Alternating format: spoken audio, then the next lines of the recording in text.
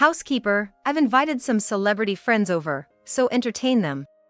My snobbish mother-in-law, who fancies herself a celebrity, declared loudly. Her condescending tone looked down on me. Neither this high-rise condo we're living in, nor the coffee set she boasts about as her own, actually belong to her. My sweet-natured husband, who seems a bit naive, doesn't seem to realize her malice.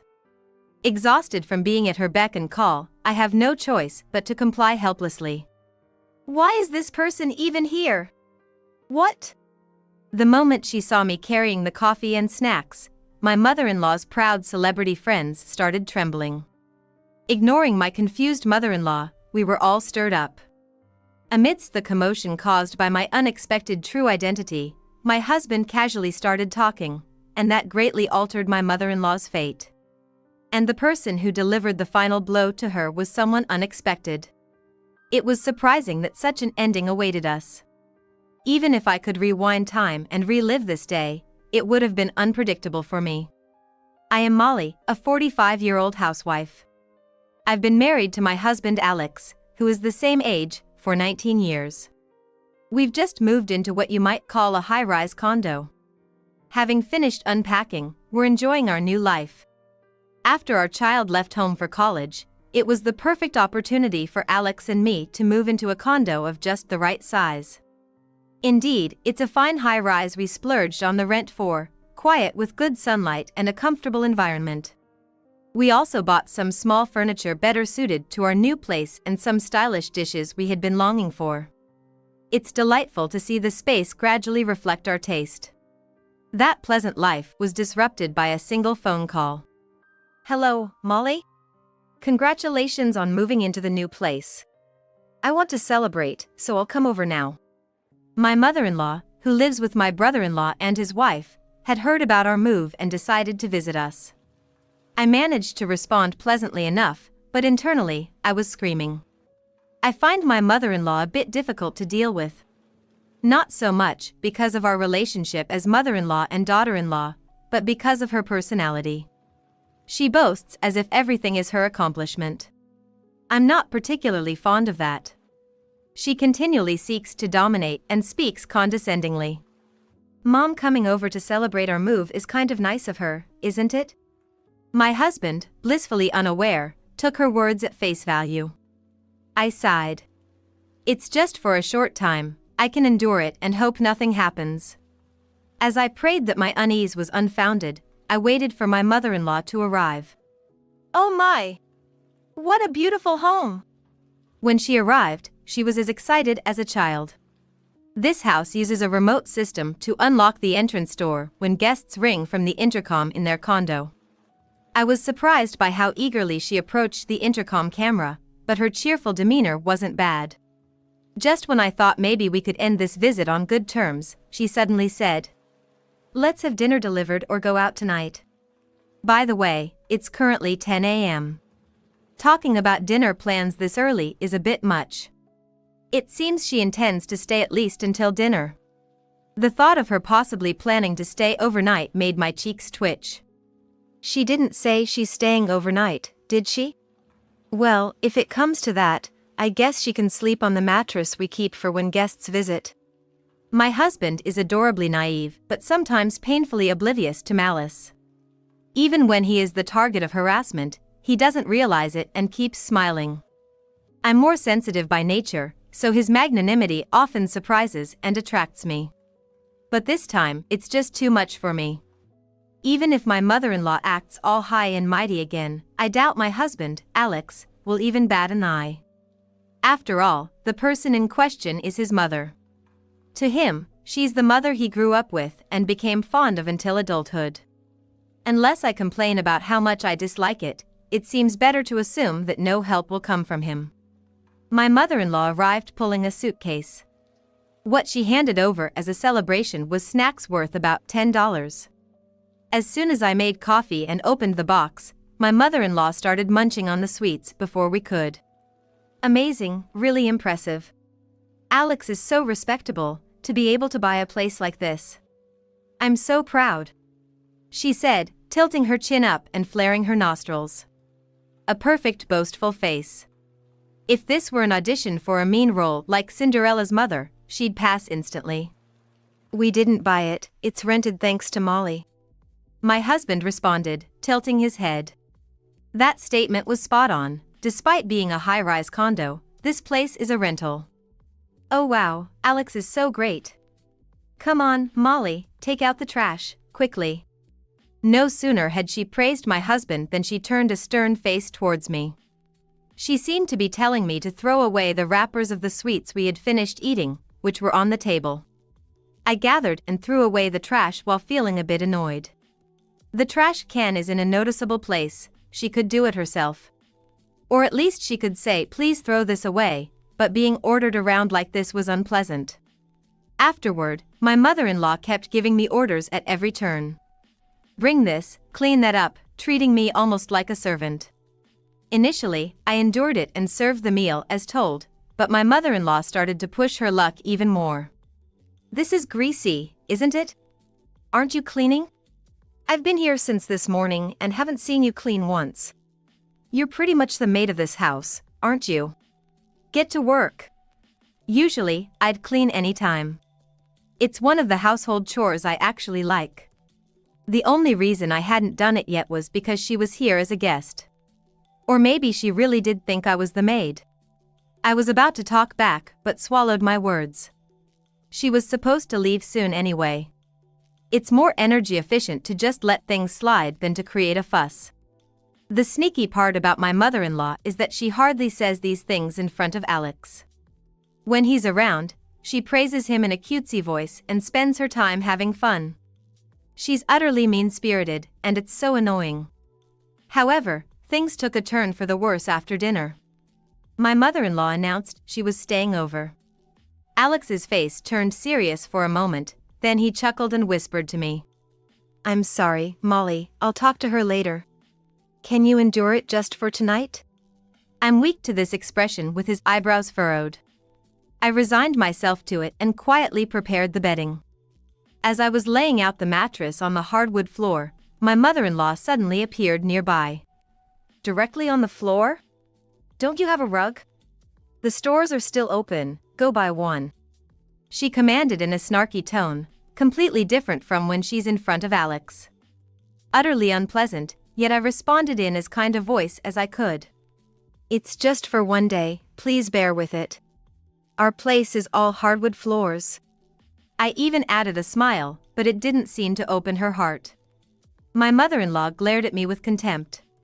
Thinking about how much it bothered her to lay the mattress on the floor, she snorted and said, "Planning to kick me out in one day?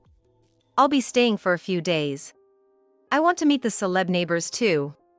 I was taken aback. I kept my strange smile and rushed back to Alex. "Alex, your mom says she's staying for a few days. Can you ask her to go out while I'm working or at least keep quiet?" Alex looked a bit surprised as our eyes met. Actually, I write a blog as a hobby and do a bit of work from home. It's clear that my activities would be disrupted while my mother-in-law is here, and I really wanted to secure some time for myself. My husband, Alex, nodded strongly and spoke to my mother-in-law. "If you're staying, please don't disturb Molly's work. It's important work. Why don't you go shopping or take a walk during the day?" To this, my mother-in-law cheerily responded, "Yes, yes." Her overly cheerful demeanor actually seemed suspicious. I sincerely prayed she wouldn't do anything unnecessary. However, in the following days, my mother-in-law was completely inconsiderate. Take the laundry, for example. She would leave it out every night and get angry if it wasn't washed by the next morning. I felt sad wondering why I was washing her underwear while being mindful of noise for the neighbors. "Make sure to wash these in a laundry net. They are my delicates," she demanded harshly.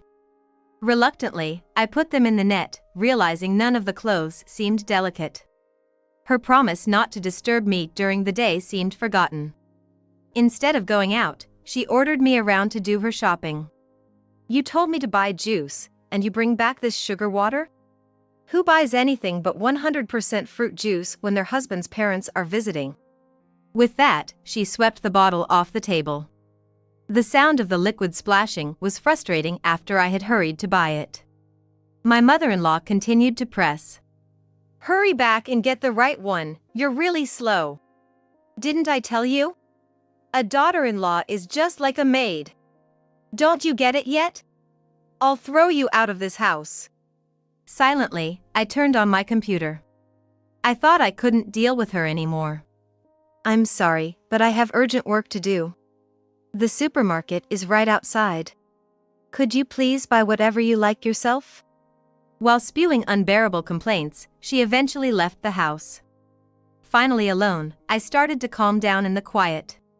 She would only be here for a few more days. I kept telling myself to endure it. When she returned, she was holding a bottle of wine, not juice. For a moment, I thought, well, alcohol is unavoidable. If you're going to enjoy some wine, please have some of this cheese as well. Alex bought it on a business trip, and it's really tasty. I offered her some rather expensive cheese, and visibly, her mood improved. My mother-in-law didn't seem to have any plans to leave even after a week. Furthermore, she started greeting the neighbors on her own. She lingered in front of the elevator, chatting up everyone she could. When Alex told me about her behavior, I was mortified. I told her to stop lying in wait, but she's excited about meeting the neighbors. Maybe it's time for a tough approach. Both Alex and I, enduring her stay, were reaching our limits. On the 9th day of her stay, my mother-in-law suddenly brought guests home. It seemed she had set her sights on Madison, particularly refined and wealthy residents. She acted as if they were friends, even linking arms. When I heard my mother-in-law call her by name, I realized it was Madison, but these were strangers to me. Since I was in my house clothes, I hurried to the kitchen to escape, letting Alex handle the guests. Mom's acting like she's friends with the celeb crowd, sucking up to Madison as if she rented this high-rise herself. I wish she'd stop. Alex came to the kitchen to report and shrugged his shoulders. Moreover, my mother-in-law had even declared she was throwing a party. I was thoroughly disheartened. Then I heard my mother-in-law's voice. "Housekeeper. I've invited some celebrity friends, so entertain them." I was just so tired. I didn't have the energy to resist and began preparing the coffee. Alex quietly brought me a change of clothes. At least changing into these would spare me the embarrassment of being seen in my house clothes. I placed the coffee set and some store-bought baked cakes on a tray and brought them out to the guests. "Why is this person here? What?" As soon as Madison saw me bringing the coffee and snacks, she started trembling. Behind her, the rest of Madison's family appeared excited, each gesturing animatedly. My mother-in-law was shocked to see her proud celebrity friends suddenly change their demeanor. "Wow, hey, the real Molly, right? I always read your blog. I'm a fan. I watch your streams too." Madison stood up and reached out to shake my hand. Blogging and streaming are hobbies of mine that also connect to my work. Madison's family were my readers. Since I showed my face online, they recognized me immediately. My mother-in-law doesn't watch blogs or videos, so she looked puzzled. "Well, thank you. I'm glad you read it," I said with a beaming smile. Actually, my blog is quite popular, especially among homemakers. Sometimes people recognize me and speak to me when I'm shopping, but I had no idea there were readers in the same high-rise. "Amazing! The real deal! So classy!" Leaving my bewildered mother-in-law behind, Madison was thrilled. I calmly tried to settle her down with a modest smile.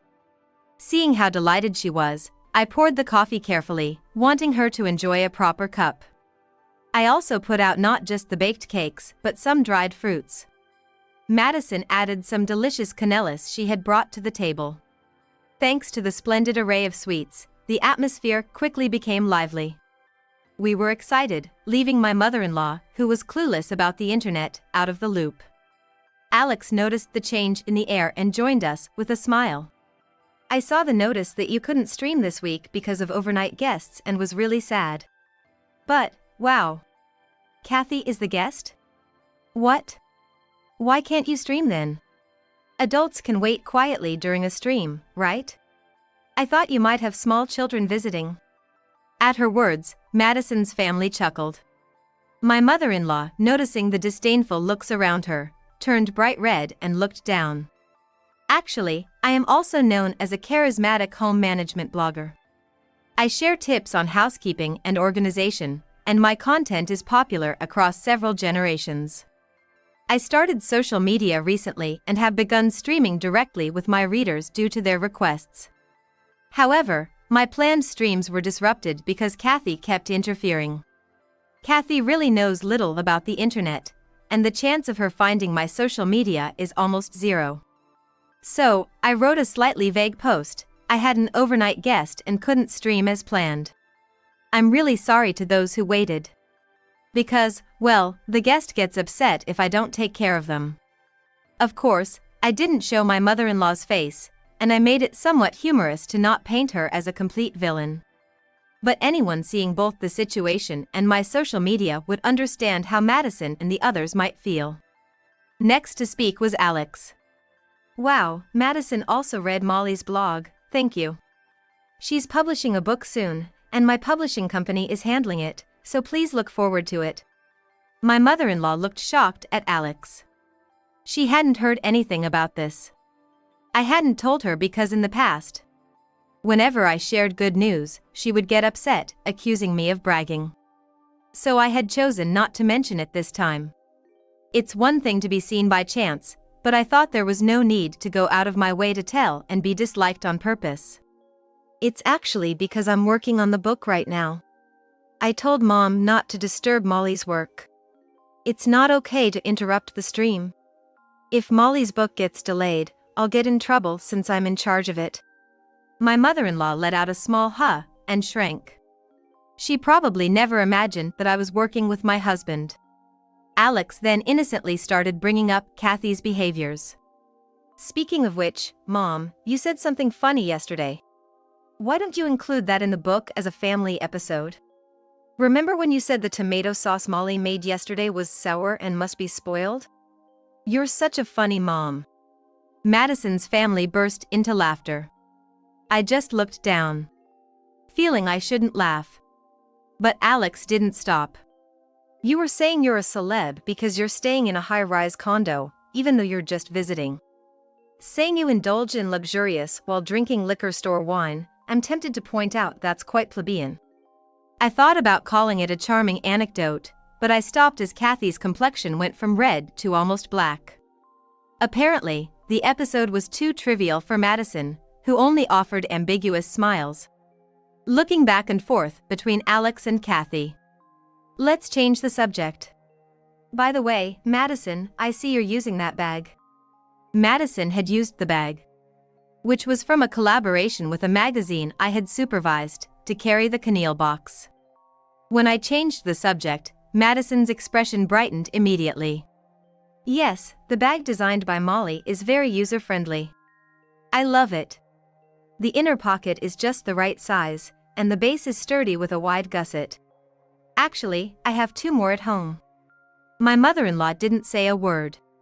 She clearly wasn't amused, but she probably didn't want to be disliked by the upscale family she had targeted. It really helped that she was unusually quiet. After that, we had a very pleasant home party. We had just moved here and didn't know much about the local area. Madison's family, having lived here longer, knew a lot about nice shops and places. They shared many useful tips with us. I have other friends who read Molly's blog too. Would you like to join us for lunch sometime? Madison extended a delightful invitation.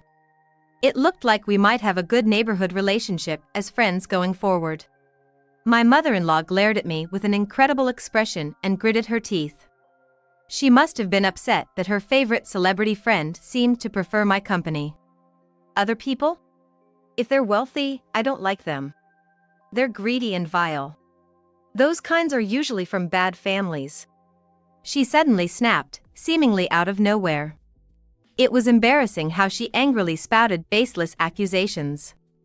The invitation was for me, not her, so her input was unnecessary. More importantly, it was rude to speak ill of guests I had happily invited. I suspect she was upset about being overshadowed, but it was largely her own fault. The reason she didn't know my circumstances is due to her own usual behavior. Telling her anything in advance just results in her sulking. And her ignorance about the internet stems from her stubborn refusal to learn despite repeated invitations from her husband and grandchildren. Furthermore, she's not really part of any elite circle, so she should give up on such pretenses. I'm sorry, please don't take it the wrong way. The contrast between my and my mother-in-law's behavior only highlighted her oddness more. Then my husband chimed in, speaking in his usual relaxed tone. I've never cared about family background, though. Oh, but, you know Molly's family. Her ancestor was just in that big historical drama series on TV. That's right. Those times often feature in dramas. My mother-in-law froze, and Madison's family started buzzing. This was something I had only discussed with my husband and close friends, but my ancestor was well known enough to be recognized by anyone familiar with history. However, my family has become normal, and now we're just ordinary civilians. When my husband mentioned my ancestor's name, Madison's family all nodded as if they recognized it. My mother-in-law, who had never seriously studied history, did not catch the reference. She turned bright red and trembled. Not from embarrassment this time, but from apparent anger. About an hour later, Madison's family left. As they were leaving, Madison commiserated with me. It must be tough. But your husband is as kind and adorable as described in your blog, which was comforting. Please don't let your mother-in-law get you down. I simply replied, thank you, and smiled as I saw them out. As soon as the door closed, my mother-in-law's complaints exploded. I wish they wouldn't praise Molly so much. Living in a nice house is thanks to Alex's earnings. Those who earn more are indeed superior. Since she's supported, she should be humble. Alex, stop smiling and teach your rude wife some manners. Her face contorted with frustration, making her look years older. Her ranting was quite ugly. I was concerned her voice might carry beyond the door. Then my husband turned to her with an uncharacteristically serious look.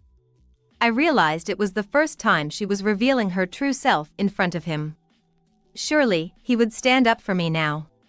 It's not like that, Mom. We live here thanks to Molly.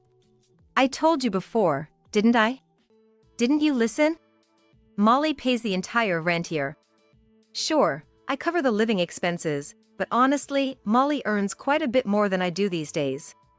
I write a column for a magazine in addition to my blog and, fortunately, have a decent income. My collaborations and streams are also doing well. Though freelance work is unstable, lately I've been earning a bit more than my husband, which is true. The way he spoke and his expression were colder than usual. Internally, I cheered for my husband standing firmly by my side, and I added my own words. I'm sorry for not discussing this earlier. It's embarrassing for me to be earning like this. More importantly, I find it shameful to behave like that in front of the guests we invited. It's disappointing. There seems no need to force a smile anymore. My mother-in-law, in her agitation, looked around frantically.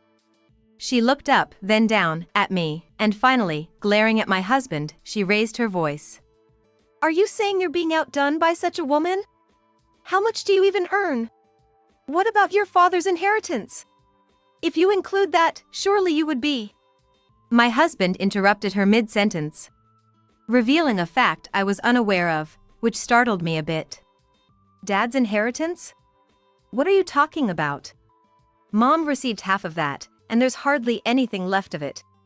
Maybe about $20? My husband chuckled, but my mother-in-law and I were agape. I didn't know the exact amount of my father-in-law's inheritance. I knew he had received it, but since it was his asset, I thought it wasn't my place to comment. So, even when I heard it was all spent, I didn't know how much it had been. I glanced at my mother-in-law's face in surprise, and it was shockingly pale. She must have thought it was a considerable amount. Remember when you came asking for help because you couldn't pay your bill?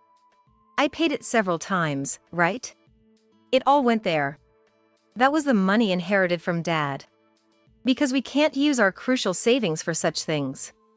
I exclaimed in shock, unable to articulate my astonishment. I couldn't imagine my mother-in-law spending so much on such frivolities. Unaware or not of my distress, my husband continued nonchalantly. Yeah, the inheritance is gone, so I can't pay next time. You'll have to manage on your own. At Alex's words, my mother-in-law gasped.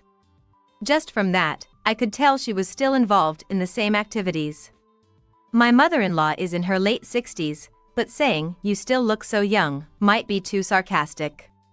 What should I do then? I have nothing left either. Molly, you have to say something. I silently shook my head. Disappointed, my mother-in-law left our house. After she left, I grabbed my husband and pleaded to keep her away for a while. I thought he might resist since she is his mother, but he understood immediately and called her. Mom, your behavior this time, calling Molly a maid and all, was too much. So, the main thing is, you're banned from our house. Did you see how the neighbors looked? Don't embarrass us to the level that we can't live in our new home.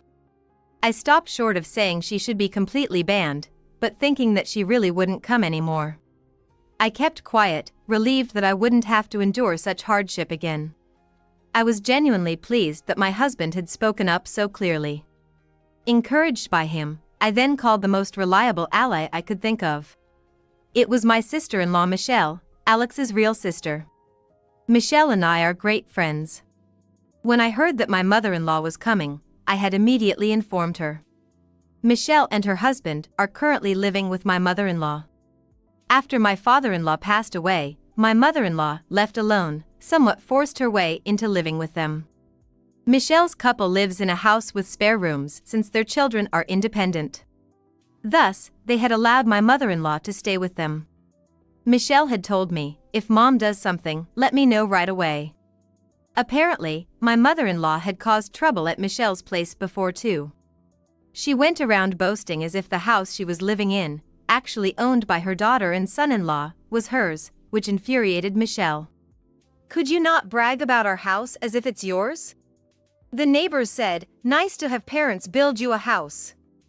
We're still paying the mortgage, think about us. She had shouted at her. Michelle doesn't really like her own mother because, from a young age, to boast about her parenting. She fabricated demanding stories about her daughter and son that never happened. These caused unnecessary embarrassment not just once or twice but over many years, fostering long-standing irritation.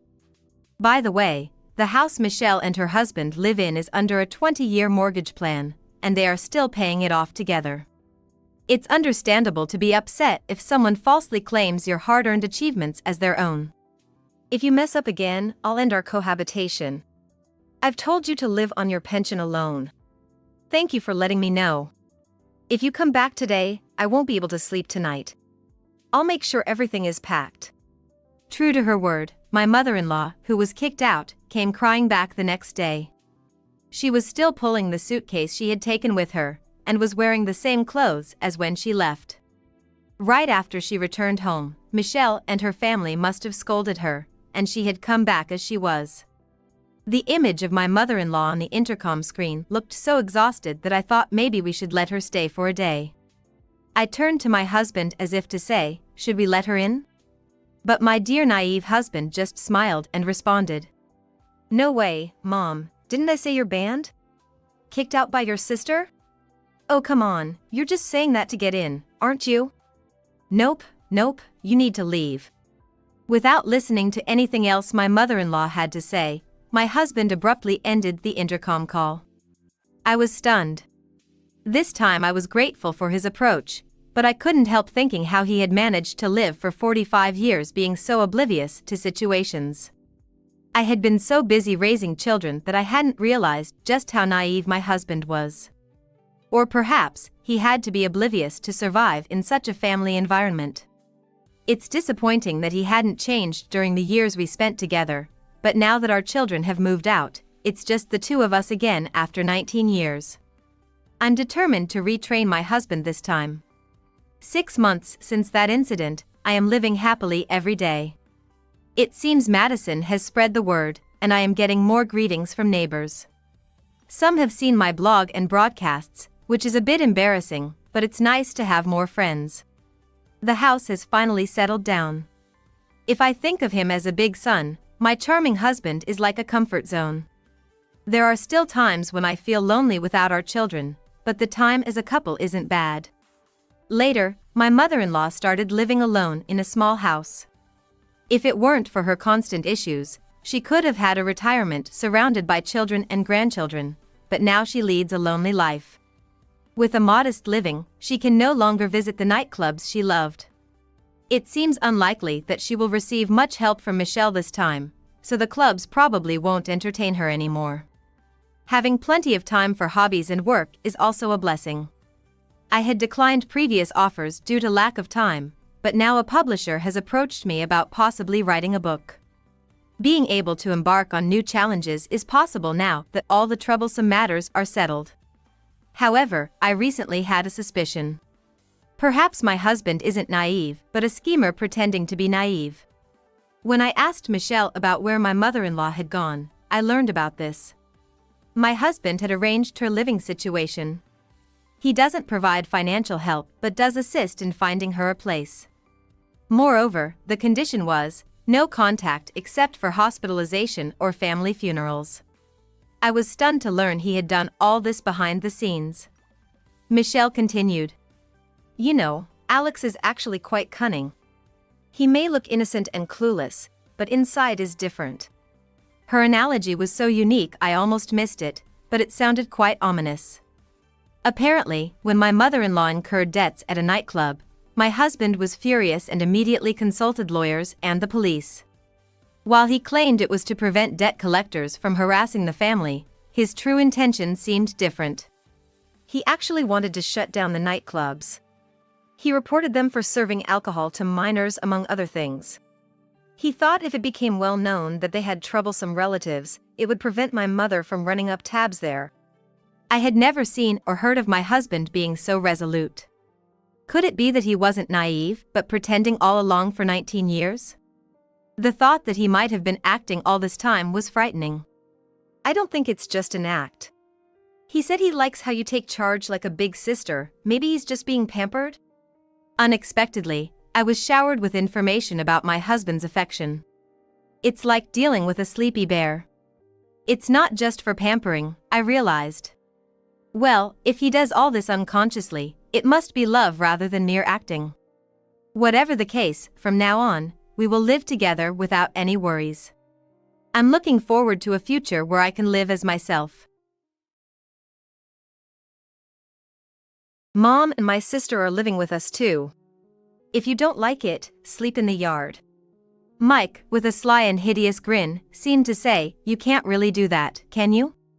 For Mike, I'm just a convenient wife, and it's an everyday occurrence for him to throw such demeaning words at me.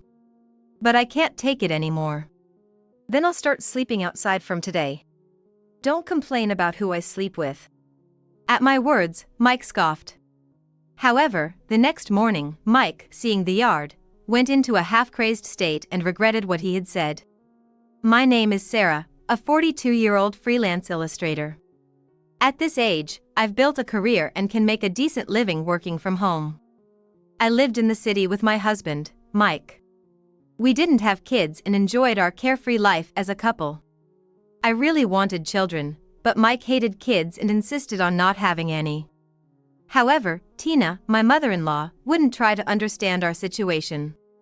A wife who can't bear children is useless.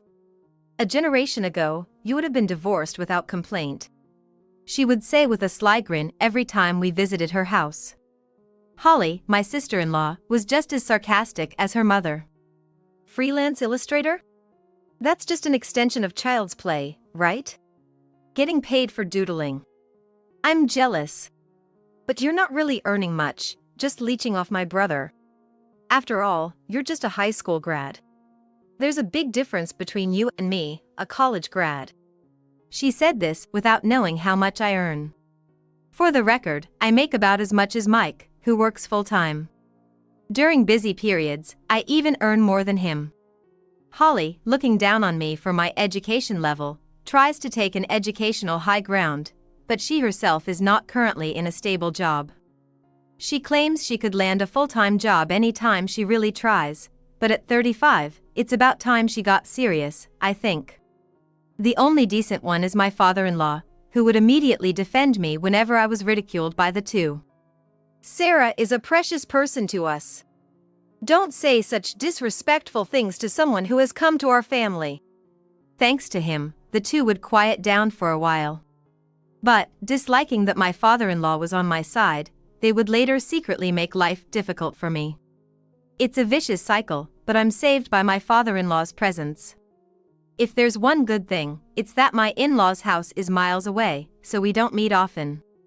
Normally, it's harmless, so I brush off their sarcastic comments. One day, while I was working at home as usual. What? Your father passed away? Mike suddenly called during work with this shocking news. Apparently, his illness had progressed without us knowing. With funeral preparations and other duties, I had no time to grieve in the rush of those days. I couldn't return home for a while because my mother-in-law and Holly left all the troublesome matters to me. I was exhausted in just a few days, overwhelmed by all the paperwork when someone passes away. Somehow, after managing to see my father-in-law off, I returned home and thought I could finally take time to grieve. But now, only Mom and my sister are left at home. I'm worried about the two, so we're moving to my hometown. What? You can't just spring that on me. What about work? Then, Mike, looking smug, made an outrageous statement.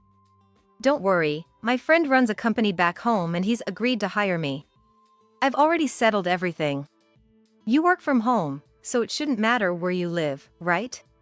There's no problem, so relax. Mike had arranged everything without my knowledge. Afterward, ignoring my reluctance, Mike proceeded with the moving preparations. I reluctantly started preparing to move as well. Initially, Mike insisted on living with his parents, but I firmly refused and decided to stay in this house. Eventually, we contracted a condo a bit away from his parents' home and started a new life there. But after moving, my mother-in-law and Holly, having nothing better to do, would come to our house and interfere with my work. Neither of them works, so they seem to have time to spare. I've hinted several times that it's troublesome if they come too often, but I've been too indirect, and it seems they haven't gotten the message. Nearly every day, those two come to my house and do as they please. But that's not the only stress. When the neighbors see me, they whisper among themselves. People from the city stand out, don't they? Sarah, you stick out.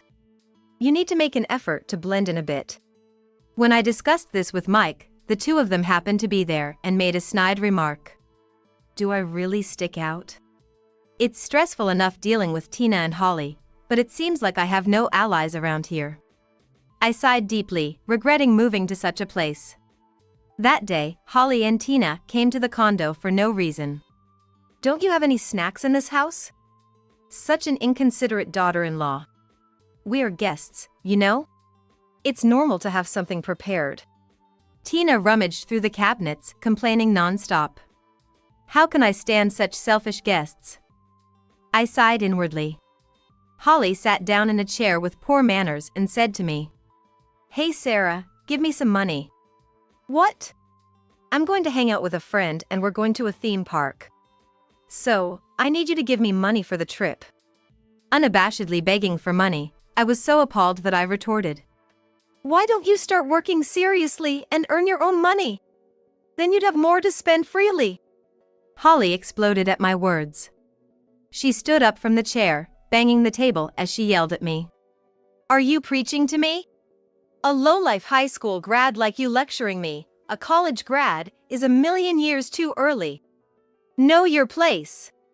Then Tina, who was listening, let out a deliberately loud sigh. That's right, Holly's right. Really, a daughter-in-law acting so high and mighty. After all, the money you're so reluctant to share is earned by our son, right? It's not your money to be so proud about. Tina puffed her chest out as if she had made a valid point. It seems they know nothing. Mike has just switched jobs to a company run by a schoolmate back in his hometown, and his salary has decreased. Thus, the allowance Holly is demanding would have to come from my wallet. But explaining this to them would surely be in vain. I'm sorry, but I'm busy, so please go back home now. Despite their continued grumbling, I somehow managed to send them away. As they left with loud footsteps, I sighed deeply, and then the neighbor emerged from the next room with an annoyed expression. Could you please keep it down a bit? Oh. Sorry. It wasn't me who was being loud, but I had inconvenienced the neighbor because of them. I had been trying to live quietly without causing any trouble. I sighed deeply once again. A few hours later, I reported today's events to Mike when he returned home. There are always neighbor issues with the condo, right?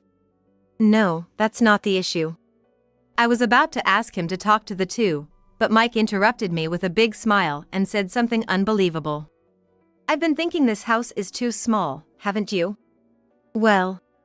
So, I went ahead and bought a house with a yard. Mike said it so casually, as if he had just picked up some sweets on the way home. I was so taken aback that I couldn't comprehend his words for a moment. You bought a house? Wait, what do you mean? It was a second-hand house, selling cheap. I managed to buy it with my savings. After that, I bombarded Mike with questions about when he had made such a big purchase and why he hadn't consulted me first. But it seemed to have no effect on him.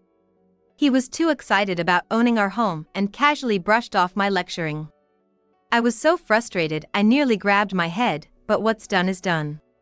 And, as Mike said, we were feeling cramped in this condo, so living in a house might be better, I convinced myself. A few days later, we moved from the condo to the newly purchased house. However, we were greeted by Tina and Holly, who were also there moving in. What's going on? When I confronted Mike with a trembling voice, he responded nonchalantly. Oh, didn't I mention? Both Mom and my sister will live here too. The old house was getting too run down, so we're demolishing it and just selling the land. The construction contract is already in place, and the land sale is underway. Wait, why didn't you tell me? Dizzy from the unbelievable reality in front of me, I held my head as Mike casually opened his mouth. Well then, I'll say it now. Mom and my sister are moving in too. If you don't like it, sleep in the yard. Mike grinned maliciously, as if saying, you can't really do that, can you? At that moment, seeing his vile smile, something inside me snapped. Then I'll start sleeping outside from today. Don't complain about who I sleep with, okay? Like I would complain. Do as you please. Watching our argument, the two onlookers laughed and chimed in. Great. Now the nuisance is gone. We'll have more room in the house. Why don't you just go back to your parents' house? Ignoring the two laughing mockingly, I moved my belongings to the yard. Then, to prepare for sleeping outdoors, I made a call to someone. The next day. Oh, I slept well. I stretched mightily in the yard of the house Mike had bought. It felt like I had slept well for the first time in a long time. After I moved my belongings out to the yard, Mike spitefully closed all the curtains in the house. So it seems he didn't know I was in the yard. However, he can't keep the curtains closed forever. As morning arrived, Mike opened the house curtains. And upon seeing the yard, his face was a picture of shock. What is that? Well, you said I shouldn't complain about who I sleep with, right? Mike, trembling, pointed next to me and exclaimed, Who brings such a huge dog into our yard? My pet dog, referred to as the huge dog, wagged its tail in response. This dog is a Rottweiler. A breed classified as a giant dog. And I had set up a giant tent in the yard, brought from my parents' home, and spent the night there with my dog. The person I had called was my mother. I explained the situation to her and borrowed the tent and my pet from my parents' home to spend the night here. It would have been enough to just borrow the tent, but since I had the opportunity to camp out in the spacious yard, and it was a perfect chance for my large-bodied pet to have a great time, I took it. My dog loves spending time outdoors, and as I expected, was in high spirits all of yesterday. I too had a fun night and was in a good mood from the morning. However, Mike was pale and clearly not in a good mood. That's your parents' dog, right? Take it back to their house now. Yes, Mike has a significant fear of large dogs. Bringing my pet was partly to get back at Mike. Mike had been chased by a large dog when he was young, and ever since, he has been scared at the mere sight of them. Because of this, my brother had to take the dog out whenever my parents greeted Mike, but let's set that story aside. And as Mike yelled, Tina and Holly, rubbing their sleepy eyes, came out to the yard. What's going on, Mike, yelling so early in the morning? Why is there a dog in our house? The two let out pitiful cries. Both of them disliked dogs, and had made faces just at the mention that my parents' house had a large dog. Now that the dog had suddenly appeared in front of them, they seemed quite flustered. Together with Mike, they became nearly hysterical, shouting for the dog to get out of the house. What are you thinking? This is why I can't believe how awful low-educated high school grads are.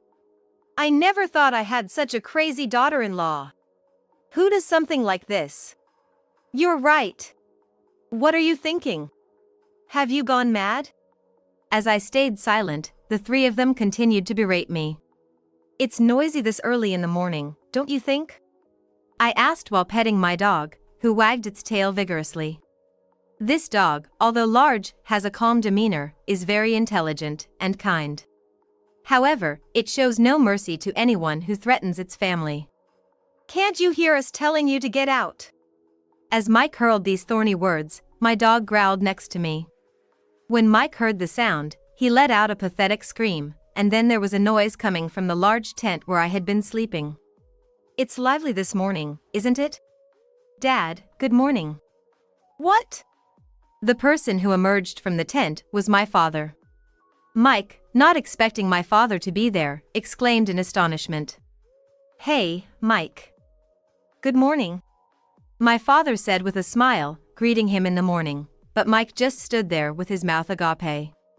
I'm hungry. Bro, you ate a ton yesterday. Then my brother came out of the tent. He's married and usually lives elsewhere, but after hearing my story yesterday. Then, let's take this chance to camp out in the yard as a family. If anything happens, we're all here, so you'll be safe, right? That's why we decided to camp as a family. Good morning. It seems my daughter has been quite the trouble for you. The last to come out was my mother. While she had a fresh smile appropriate for the morning, her eyes were not smiling. When I told her the situation yesterday, she was the angriest. While she doesn't make a big fuss like Mike's folks, my mother harbors her anger deep within. As evidence, her gaze towards my in-laws was ice cold. Oh, long time no see. The vigor Mike had earlier was gone, and he twitched the corners of his mouth, trying to force a smile. Mike is bold towards me but can't stand up to my father and brother. The reason is both are quite muscular, and Mike is intimidated by them. My father is a muscular former police officer who still works out daily even after retiring. Last year, he even won a triathlon competition, so he's confident in his physical strength. And my brother is a police officer, who normally ensures the safety of the town. Influenced heavily by our father, he also works out whenever he gets a chance. His wife and daughter are amazed at how much he exercises, but to me, he's a dependable brother. The family dog that my father and brother take for walks is also incredibly muscular. Having kept up with their intense exercise regimen since he was a puppy, it's a natural result. Well, although I have a lot to say, first, thank you for lending us your yard. Thanks to that, we had a great time as a family without any need for water. My mother said politely. Surrounded by muscular men, my mother actually holds the highest position in our family hierarchy. The dog is most attached to her and recognizes her as the leader of the pack.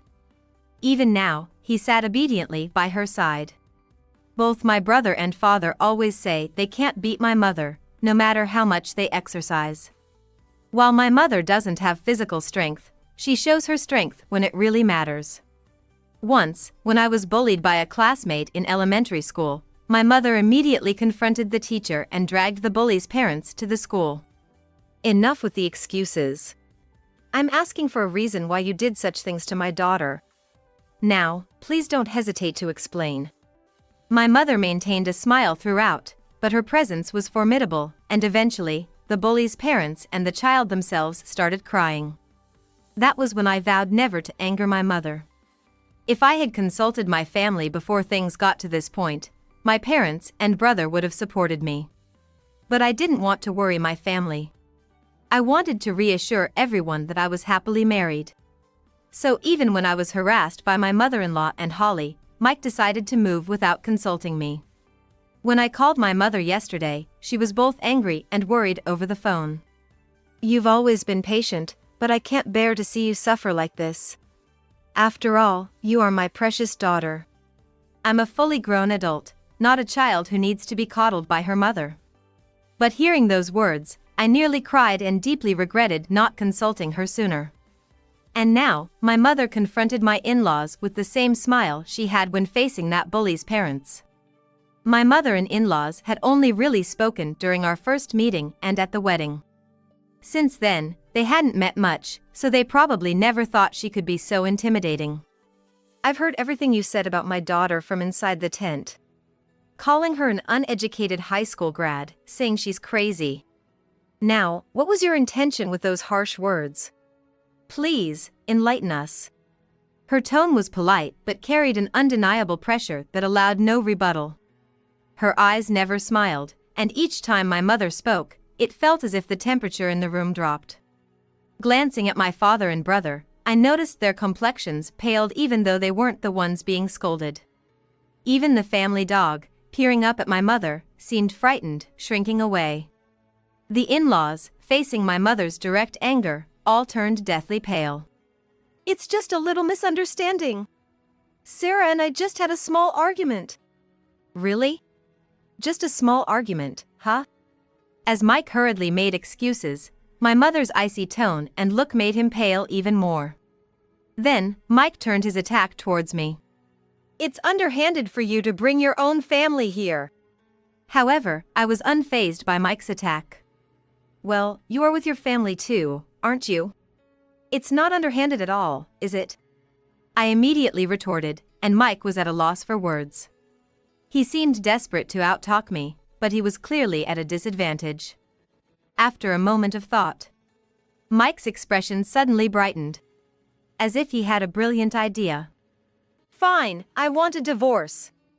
Doing whatever you want in my house. It seemed like Mike thought he had one. Could that really be his trump card? Did he think that by mentioning divorce, I would be shocked and apologize? I felt nothing about being divorced by Mike at this point.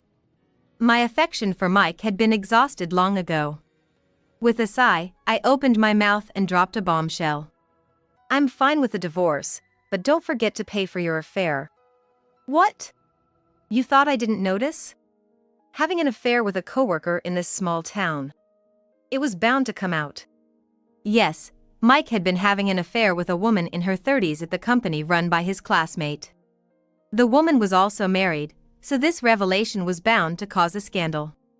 I had been suspicious because Mike had been coming home late. I found a woman's handkerchief in his pocket and a hotel receipt, which confirmed the affair. There's no detective agency in this rural area, so I had to investigate myself, and I found evidence of the affair one after another. Aren't you even trying to hide it? I wondered as more and more evidence piled up. I can definitely request divorce if I submit this to a lawyer. Then let me introduce you to a lawyer I know. Really? That would be helpful, Dad.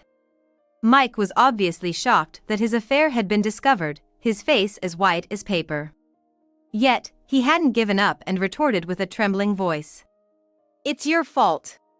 You're always busy with work and don't pay attention to me. My brother immediately responded. My wife works full-time too, but being neglected isn't a reason to have an affair. That's a rather selfish excuse. My brother looked at Mike with disdain. Even though they were both married men, it was clear that my brother could not comprehend Mike's reasoning. That's right. You're unreliable, and that's why our daughter has to work so hard. If you were a dependable husband, none of this would have happened. My father chimed in with support, attacking Mike. Faced with their reasonable arguments, Mike could only mutter. My mother-in-law and Holly tried to defend him. It's obviously your daughter's fault. Yes. And to think she claims to work so hard, her job isn't even that significant. My mother responded instantly to their words. Feel free to say whatever you want. I feel sorry for any lawyer who takes such a case. Do you not understand common sense?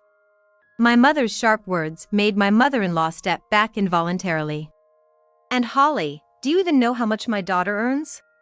If you search her name, you'll see she works with well-known companies. And you talk so high and mighty, but aren't you unemployed at your age, living off your brother and his wife? Aren't you ashamed? At that moment, Holly's face turned red. How dare you say such things to my family? Mike looked at the two being scolded by my mother, his face filled with restrained anger. My mother was only stating the truth, but it seemed Mike didn't like hearing it. Facing Mike, I sighed heavily and spoke. I really wonder why I married someone like you. I'm astonished at my own lack of judgment. What did you say? You forgot what you did to me? Convenient memory you have, huh? And those two threw worse insults at me than my own family ever did. Called me the bottom of the barrel because I didn't finish college, a useless wife because I can't have kids. Since we moved here, you've treated me like a convenient servant, haven't you? Compared to that, don't you think my family is quite reasonable? I unloaded all my accumulated grievances on them. Until now, I had been enduring it all, not wanting to worry my real family. But from now on, there's no need to endure. Let's get a divorce. I'm sick of being exploited by you all. Wait, Sarah, calm down, let's talk this through. There's no need to talk anymore. I want to sever ties with you as soon as possible. And no matter how much we discuss, I will never forgive what you've done to me. You better brace yourselves for the consequences. My words were the final blow, and Mike collapsed on the spot. My mother-in-law and Holly also slumped their shoulders in defeat. After that, we quickly began to pack and return to my parents' home. Well, I'll be heading back to my parents' house now. I'll handle the divorce proceedings later. I called out to Mike and his family, but there was no response. I let out a small sigh, packed up the tent and my belongings into the car, and left the in-laws' house. Afterward, I successfully divorced Mike. Getting a lawyer introduced by my father early on proved effective. The in-laws could be bold against me, but were utterly weak against an authoritative third party. The division of property demand was accepted just as I wished. However, Mike had no savings left after buying a house. He tried to borrow money from the classmate who had employed him but got caught having an affair with a colleague, which enraged his classmate. As a penalty for disrupting workplace discipline, both Mike and his affair partner were fired. Reluctantly, Mike borrowed money from a predatory lender to survive. Apparently, just paying the interest was a struggle for him. The affair partner was also divorced by her husband. Mike eventually had to sell the house he had just bought to cover living costs. After selling the house, Mike moved with his mother and Holly to a cheap, run-down place and barely managed to find a part-time job, leading a life of extreme financial distress. Holly finally decided to start working, but having no substantial work history, she couldn't even land a part-time job. His mother registered with a senior job placement service, but there being few jobs in the countryside, in the end, Mike had to support all three of them with his part-time earnings. Barely making ends meet on his own, the future holds nothing but bleak prospects for the three of them. While handling the divorce proceedings, I spent several days moving things out of the in-laws' house. During that time, a neighbor suddenly approached me. You're the new lady who moved in here recently, right? Yes, that's right. The neighbor looked concerned and said, That family is quite infamous around here for being haughty and nasty to everyone. We were all worried about you. Are you okay? If you ever need to talk, I'm here for you. When I moved here, I was whispered about by the locals and thought I was being ostracized as an outsider. But perhaps they were just worried about me. Realizing this, I relaxed and smiled. I'm fine, thank you. Telling the neighbor about my divorce, she genuinely seemed relieved and said it was good news. I regretted thinking I shouldn't have moved to this place and silently apologized in my heart. Then left the in-laws' house with my belongings. If it weren't for Mike and his family, this place would have been a nice place to live. After moving out and completing the divorce proceedings, I finally settled down. However, one day, Mike sent me this message. Now it's all settled, right? Let's start over. I had left Mike's contact unblocked. But receiving such a creepy message made me deeply regret not blocking him sooner. Start over with you? What kind of punishment game is that? No amount of money would make me reconsider. Don't ever contact me again. If you try to reach out to me again, I'll consult my lawyer. After sending that message, I immediately blocked Mike's contact. From then on, Mike no longer had any involvement in my life. After our divorce, I moved back to the city and started living a carefree and comfortable life. I treated my family who supported me to a nice resort trip. It was a delightful time, making memories with my parents and my brother's family that will last a lifetime. With the divorce from Mike and no longer needing to care for his family, I now have more freedom, both emotionally and time-wise. I could dive back into work, but I don't need to push myself too hard financially anymore. There's no longer a need to support Mike's family, so my finances are more relaxed. Having learned from my failed marriage with Mike, I'm open to finding a new relationship. Being single at my age is not unusual in the city, and there seem to be plenty of opportunities for dating events targeted at people in their 40s. It will take some courage, but I'm planning to attend one of these parties soon. I've vowed never to neglect myself again. Remembering that I am the one who can truly value myself, I am looking forward to living a joyful life from here on out. Debbie, I've got just 2 things to tell you. I sold the house for $1 million and bought a new place. Also, I've filed the divorce papers, so this is it for us. After 3 months in the hospital, I returned home to find strangers living in my house. I immediately called my husband, Terry, who laughed while giving me this ridiculous news. It was a mess and should have been shocking, but I calmly responded. Can you even move? You're about to be arrested. Terry's laughter abruptly stopped but resumed after a few seconds. What are you talking about? Why would I be arrested? I heard about your accident and that you were hospitalized. Did you hit your head too hard? Go back and get your brain checked out. He's the one who needs a mental checkup. I know everything about how reckless he's been. It's not a bluff, Terry's arrest is a certainty. Disappointed by how clueless he was, I began planning my next move. A few days later, I called Terry to discuss matters. I parked my car a little away from the meeting spot, took a deep breath, and started talking. Terry, you can't just sell the house on your own. You never even consulted me, right? It's in my name, so what's the problem? It's my house, I don't need your permission. Yeah, it's in your name, but it's in mine too, right? It's joint ownership, so you can't sell it without my consent. Yeah, it's also in your name. But I don't need your consent to sell it. I've already sold it and got $1 million. He leaned back triumphantly, his smile brimming with confidence. His face practically screamed, "Ask me how I did it," so I had no choice but to ask. Go ahead and explain, then. How did you sell the house? I'll only say this once, so listen up. I sold it personally, just like that. You're right, it's a hassle with all the paperwork if you go through a realtor. But when you do it privately, no problem. Bet you didn't know that, huh? He pointed at me, asserting his dominance. Terry had been looking down on me for about a year, so it was nothing new. With his obnoxious, nerve-grating laughter, my husband continued talking. I work for my dad's company and I'm considered an elite salesperson. For me, selling a house or two is a piece of cake. I even sold it for double the price you would get through a realtor. Life is easy, huh? Interesting. But are you sure?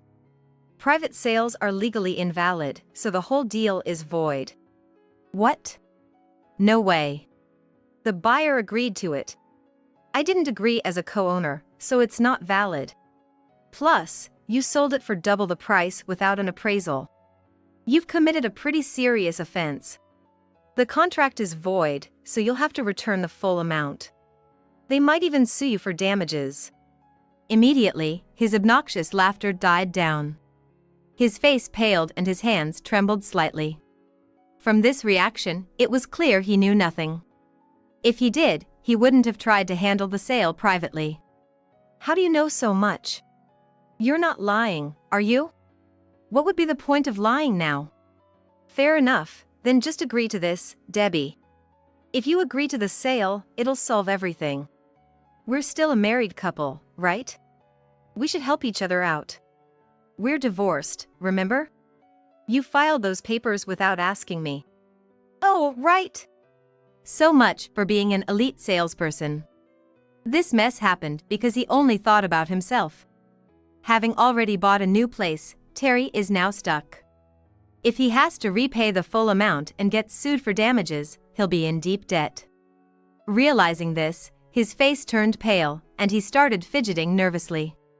But then, he seemed to come up with a new plan and said, Well, we just need to not get caught, right? The buyer was some old guy in his 60s, so he probably hasn't realized it yet. If we can get away, we'll be fine. I've still got some money left, we could fly abroad or something. Oh, that's an interesting idea. You could possibly get away with it if you're not caught. If you're not caught, that is. Right then, a man appeared behind me. Terry was so shocked he could barely speak when he saw the man. His reaction was so over the top that I couldn't help but laugh. What's with that look? Don't be rude to our guests. Allow me to introduce Kenneth Gordon. You don't need to introduce him. This is the old guy I sold the house to. How the hell do you know this guy, Debbie? I'll only say this once, so listen up. He visited me in the hospital almost every day while I was there. We talked a lot, and he told me all about you. He came to see you in the hospital? Why would this old man visit you unless you're having an affair with him, aren't you? At that moment, Kenneth and I glanced at each other and burst out laughing. Terry's assumption was so absurd we couldn't hold back. Since I couldn't stop laughing, Kenneth turned to him and explained everything that had happened. Debbie saved my life. She ended up in the hospital because she tried to help me. That's why I visited her. I must say, I was shocked to find out you're her husband. I thought she was single because you never visited her. Not once. Although Kenneth spoke calmly, his words carried clear anger. He was right. Terry never visited me while I was in the hospital. Before the accident, Terry was already cold toward me, barely paying attention when I spoke. He must have already decided to abandon me. Kenneth! No need to be mad. I was too busy with work to visit, that's all. And it was just a fracture. It's not about the severity. I just can't believe you'd leave your wife alone in the hospital. It's obvious from your behavior that you neglected Debbie. Being fooled by someone like you is humiliating.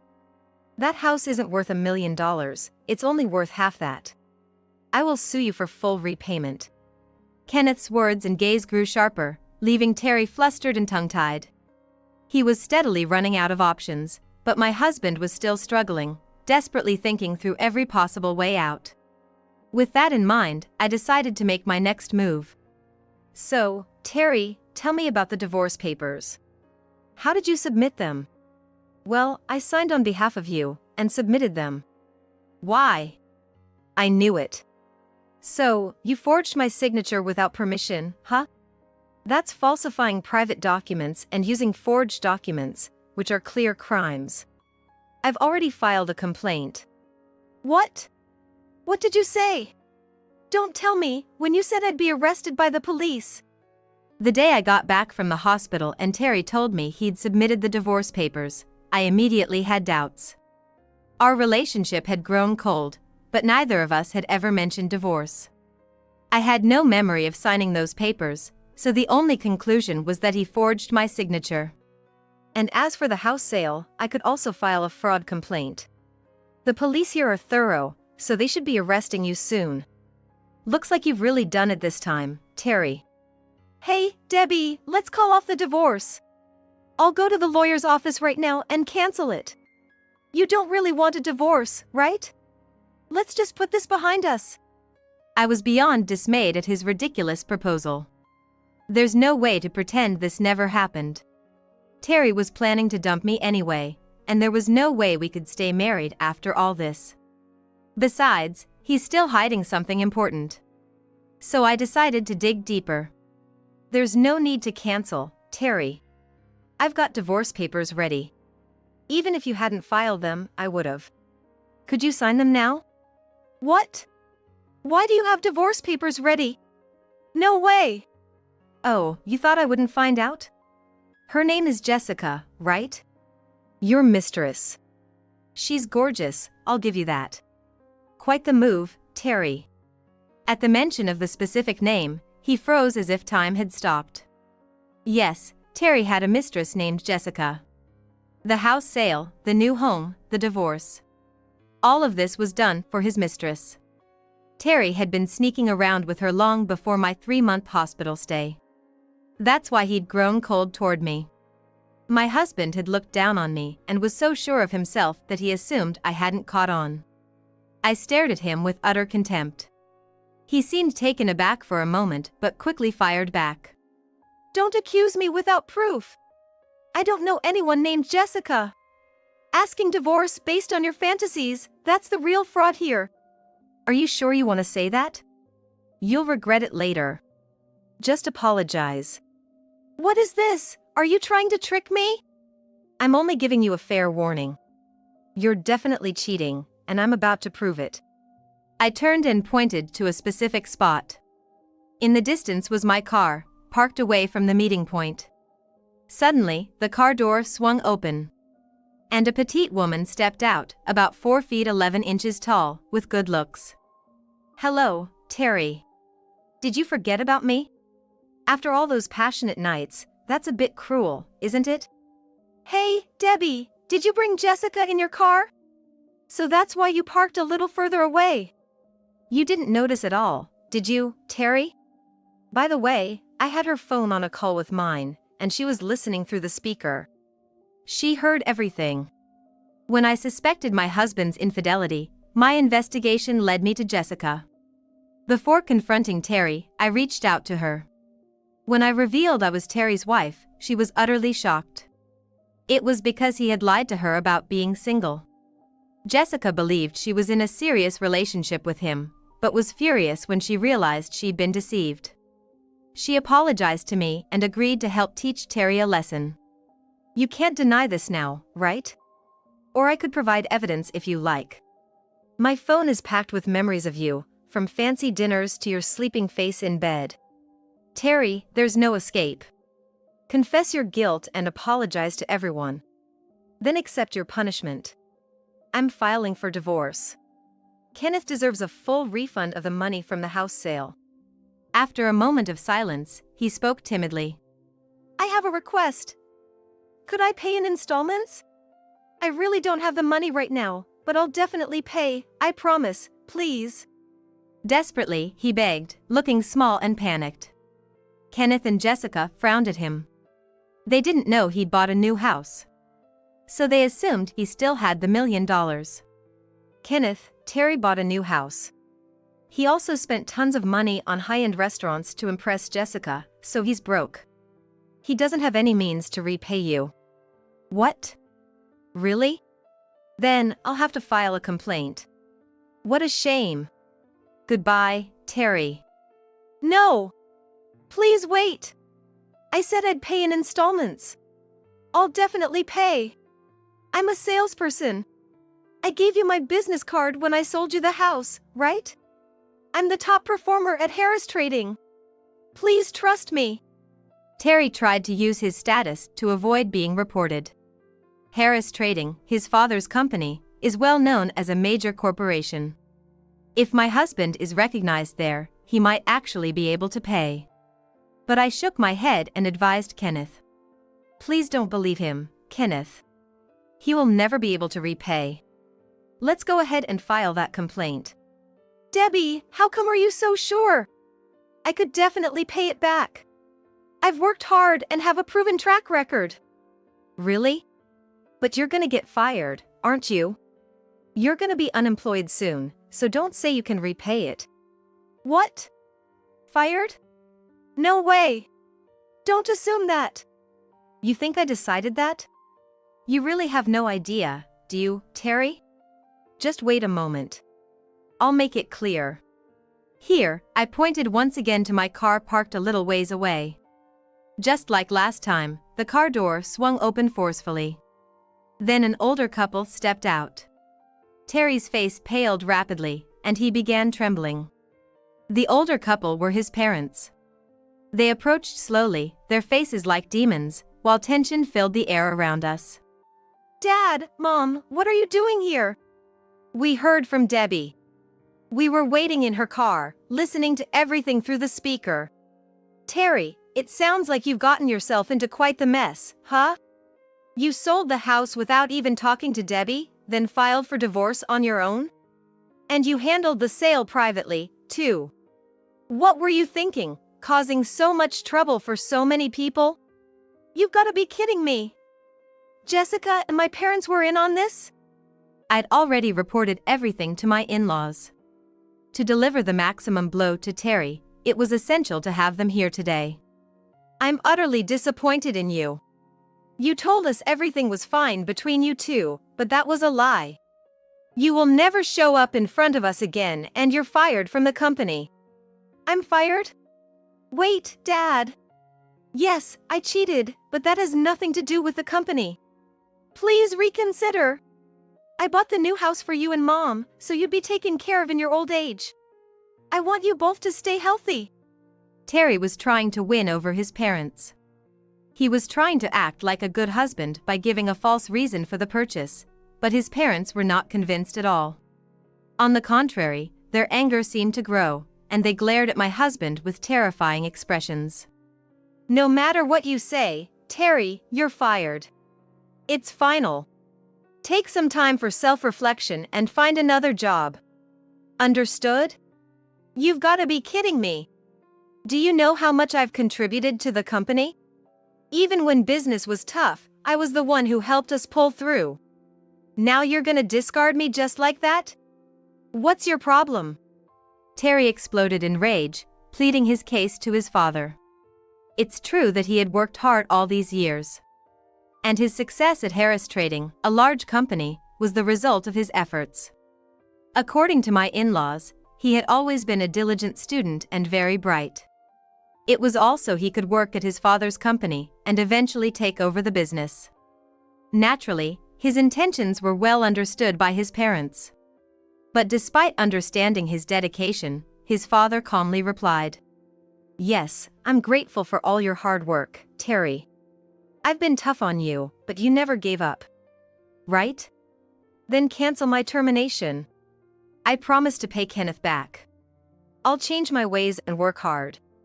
No, that's not possible. I'll say it again, you're fired, and that's final. Accept it, Terry. Why? I'm begging you. Debbie, did you say something to them? Is that it? Confess, you must have told them something. Now he turned his anger toward me. He seemed to have no regard for appearances anymore. Of course, I hadn't said anything unnecessary. But Terry's father had reasons to fire him beyond this whole mess. The house sale, the new purchase, the divorce, the affair, and one more thing, Terry had committed a serious crime. Terry, why don't you confess? You stole company funds and blackmailed your coworkers. What? Stealing company money, you mean embezzlement? And the blackmailing of your colleagues. Is that true? Yes, it seems so. There was an internal whistleblower. One of his subordinates stood up with courage, and the truth started to come out. That's why his father couldn't reverse the termination. Terry had gone too far, and there was no way to fix it. With everything now out in the open, he had no way out. He glanced around at everyone, but I shook my head slightly. Seeing this, he realized his fate. And he collapsed to his knees in defeat. Apologize, Terry. That's the only thing you can do right now. Then, atone for your sins and start over. No, I don't want to get arrested. Debbie, help me, we're still married, aren't we? Mom, Dad, please help me too. Don't conveniently use the marriage card now. As Debbie said, your only path is to apologize and make amends. Submitting the divorce papers without telling her and then relying on your wife only when you're in trouble? Pathetic. Kenneth and Jessica looked at Terry with pity. And it's no wonder. Even at the very end, he was only thinking of himself. Seeing him completely silenced, I felt a small sense of relief. But the next moment, a strong impact struck me. Don't get cocky with me, Debbie. Don't lecture me. Suddenly, my husband leaped to his feet, shouting as he lunged at me. I couldn't react in time and was caught in his grip. He seized me by the collar, leaving me unable to breathe or call out. My carotid artery was squeezed tight, and I nearly passed out. But immediately afterward, Terry's body flew through the air, and I was freed. Gasping for air and coughing, I turned to see who had thrown him. It was Jessica. Terry, I didn't know you were this rotten. A man who lays a hand on a woman is scum. I will never forgive you. It goes without saying that everyone present was completely stunned. The petite Jessica, standing at just 4 feet 11 inches, had tossed Terry effortlessly. I later found out that Jessica was a formidable athlete who won the National Combat Sport Tournament in high school. She began combat sport because a friend of hers was being bullied by a male classmate. Since then, she's been throwing around jerks who mess with women. That was incredible. Such a perfect throw. Debbie, are you okay? Yes, I'm okay. It was a shock. Should we call the police? This is assault, right? Yes, he attacked a defenseless woman, so he can't complain. Let's dial 911. Wait, please! I was wrong.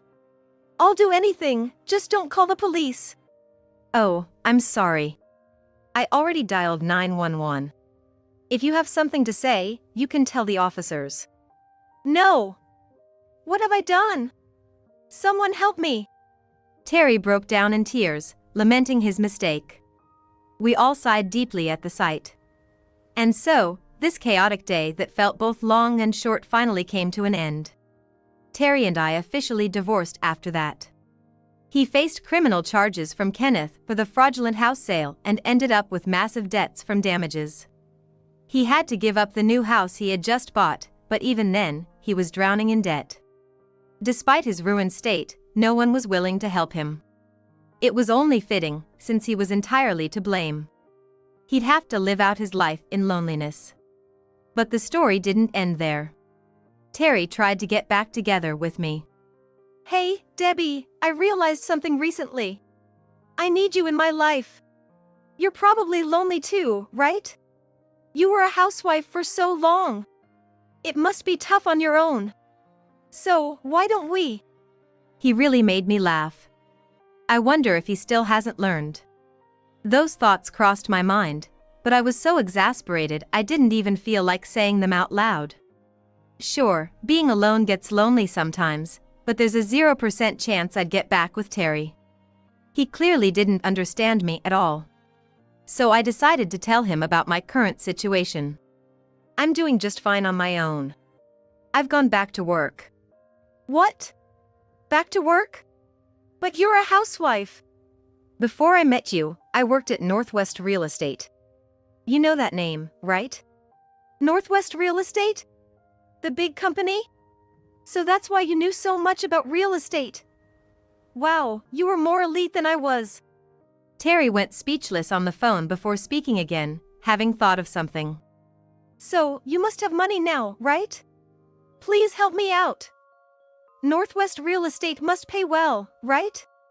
I'll do whatever you ask if you just help me. You really don't get it. You're in this mess because you've only ever thought about yourself. If you don't change, you'll never move forward. Anyway, don't contact me again. Goodbye. Terry shouted something until the moment I hung up, but I blocked his number without hesitation. Now, I'm living on my own and loving my single life. The house Terry sold without permission was returned and then sold, splitting the proceeds in the divorce. Work is going well, and my days are fulfilling. Recently, I took up combat sport as a new challenge. Jessica is my instructor, of course. Since then, we've become close friends, almost like comrades in arms. When I heard that she taught combat sports, I decided to take the plunge and give it a try. It's useful for self-defense, and above all, it strengthens my mind. While Terry's behavior was the main issue in this whole ordeal, my weakness played a role too. I should have confronted Terry head-on when I learned about the affair. If I had acted sooner, perhaps the future could have been different. It's too late for what-ifs, but I wanted to change myself too. I glanced at my phone and saw a message from Kenneth. "You're my savior. I'm so grateful to have met you. You've helped me find peace." That's what it was about. I was deeply wounded by what happened with Terry. But Kenneth's sincere message gave me the confidence to start a new life. Cherishing every encounter and living with honesty toward myself and others. These are my values now. Julia, you can't take it anymore, right? It's been a while, huh? Hurry up, Bob. Your impatience is showing. Your wife will be late from her part-time job today, right? No need to rush, it'll be fine. It's not about my wife, it's about your attractiveness being the problem. Come on, hurry up. As I listened to the disgusting conversation between the two, I secretly filmed the affair from the shadows of the garage.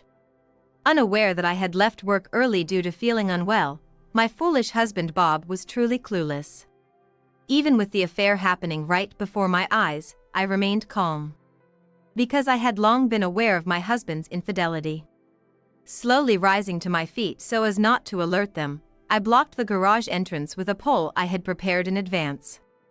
I turned off the breaker and made sure the garage shutter couldn't be opened. I could have confronted them right then and there, but I knew that wouldn't be enough.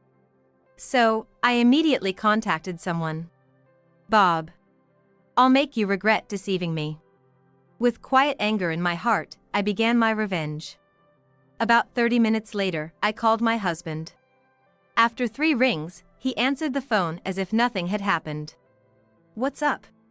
"I started feeling sick at work. I'm coming home now." "Huh, coming home now? That's not good." "What? What's not good?" "It's nothing, just my end. Are you sure you're okay? Don't rush back, take your time coming home." "Okay, thanks."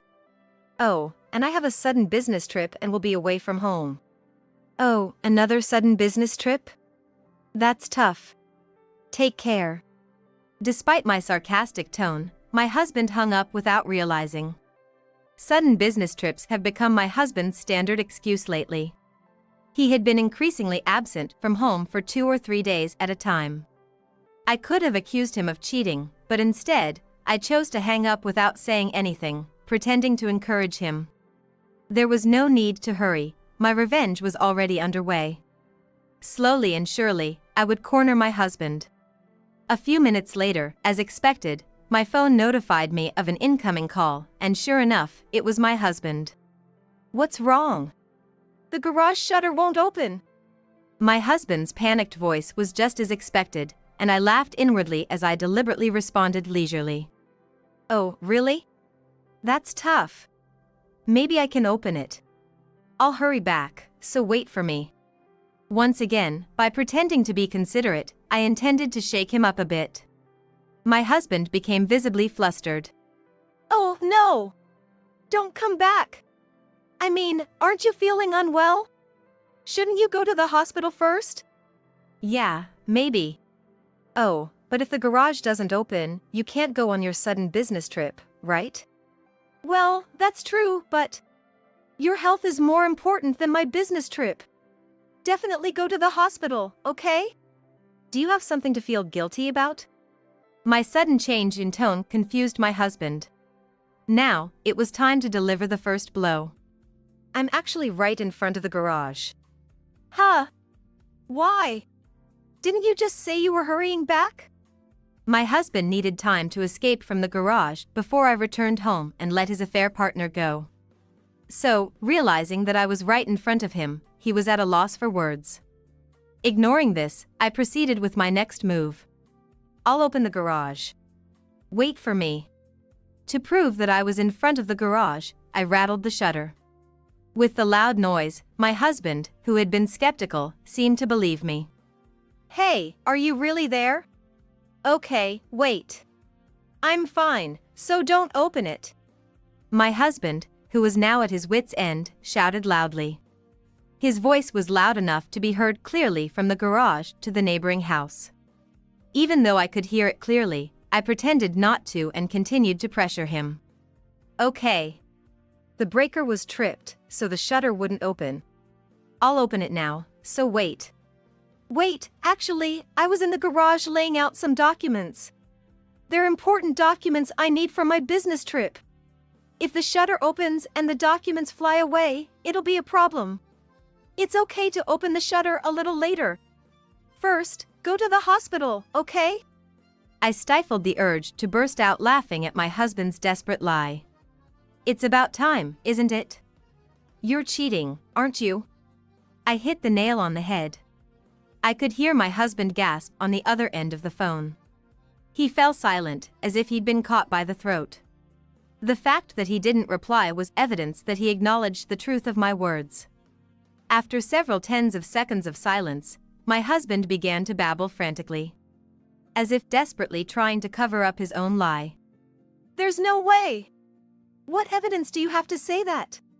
Stop it! As expected, my husband tried to play dumb. He should just admit it honestly. Trying to talk his way out of it will only make it harder, even though he'll be the one regretting it later. It seems my husband's mind is preoccupied with getting through this moment.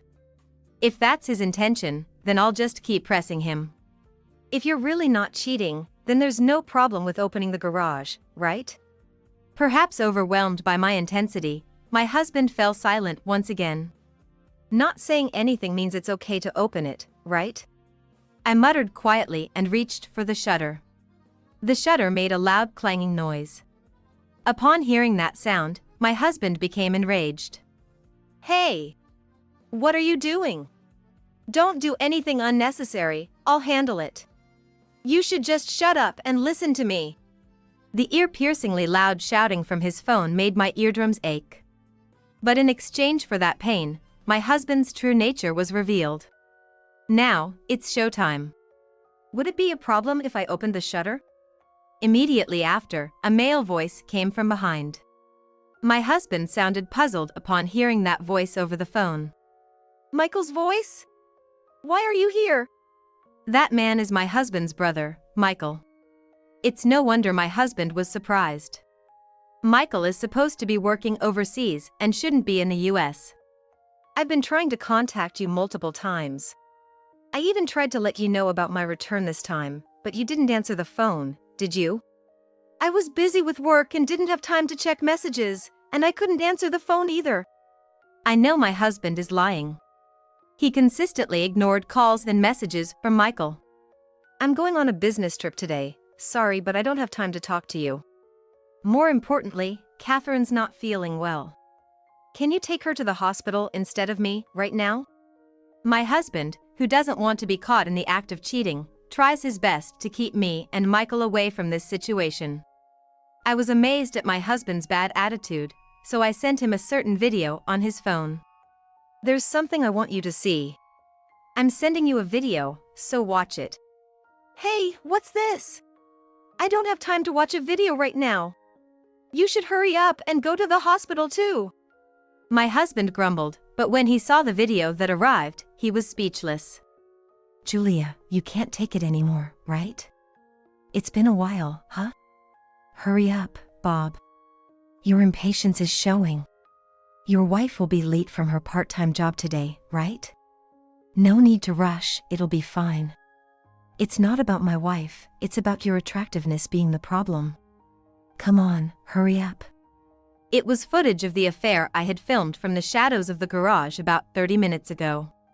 I felt nauseous again as I heard the disgusting conversation.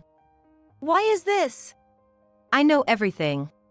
I was with you two in the garage until just now, secretly filming your disgusting flirting from behind the scenes. Now, there's no escaping it anymore. My husband fell silent, seemingly resigned. Convinced of my victory, I restored the breaker and opened the shutter. Inside the garage were my husband and Julia, huddling together, trembling like frightened kittens. What the hell are you two doing?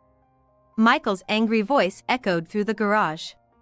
My husband and Julia trembled as if struck. My husband's face turned pale in an instant. Meanwhile, Julia covered her face with her hands, clearly not wanting to be seen. Do you even realize what you're doing?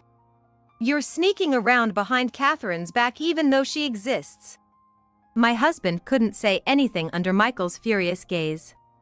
Cold sweat dripped from my husband's temples. For a while, everyone remained silent. As if breaking the silence, Michael let out a big sigh. Having regained his composure, Michael began to speak to my husband in a calm tone.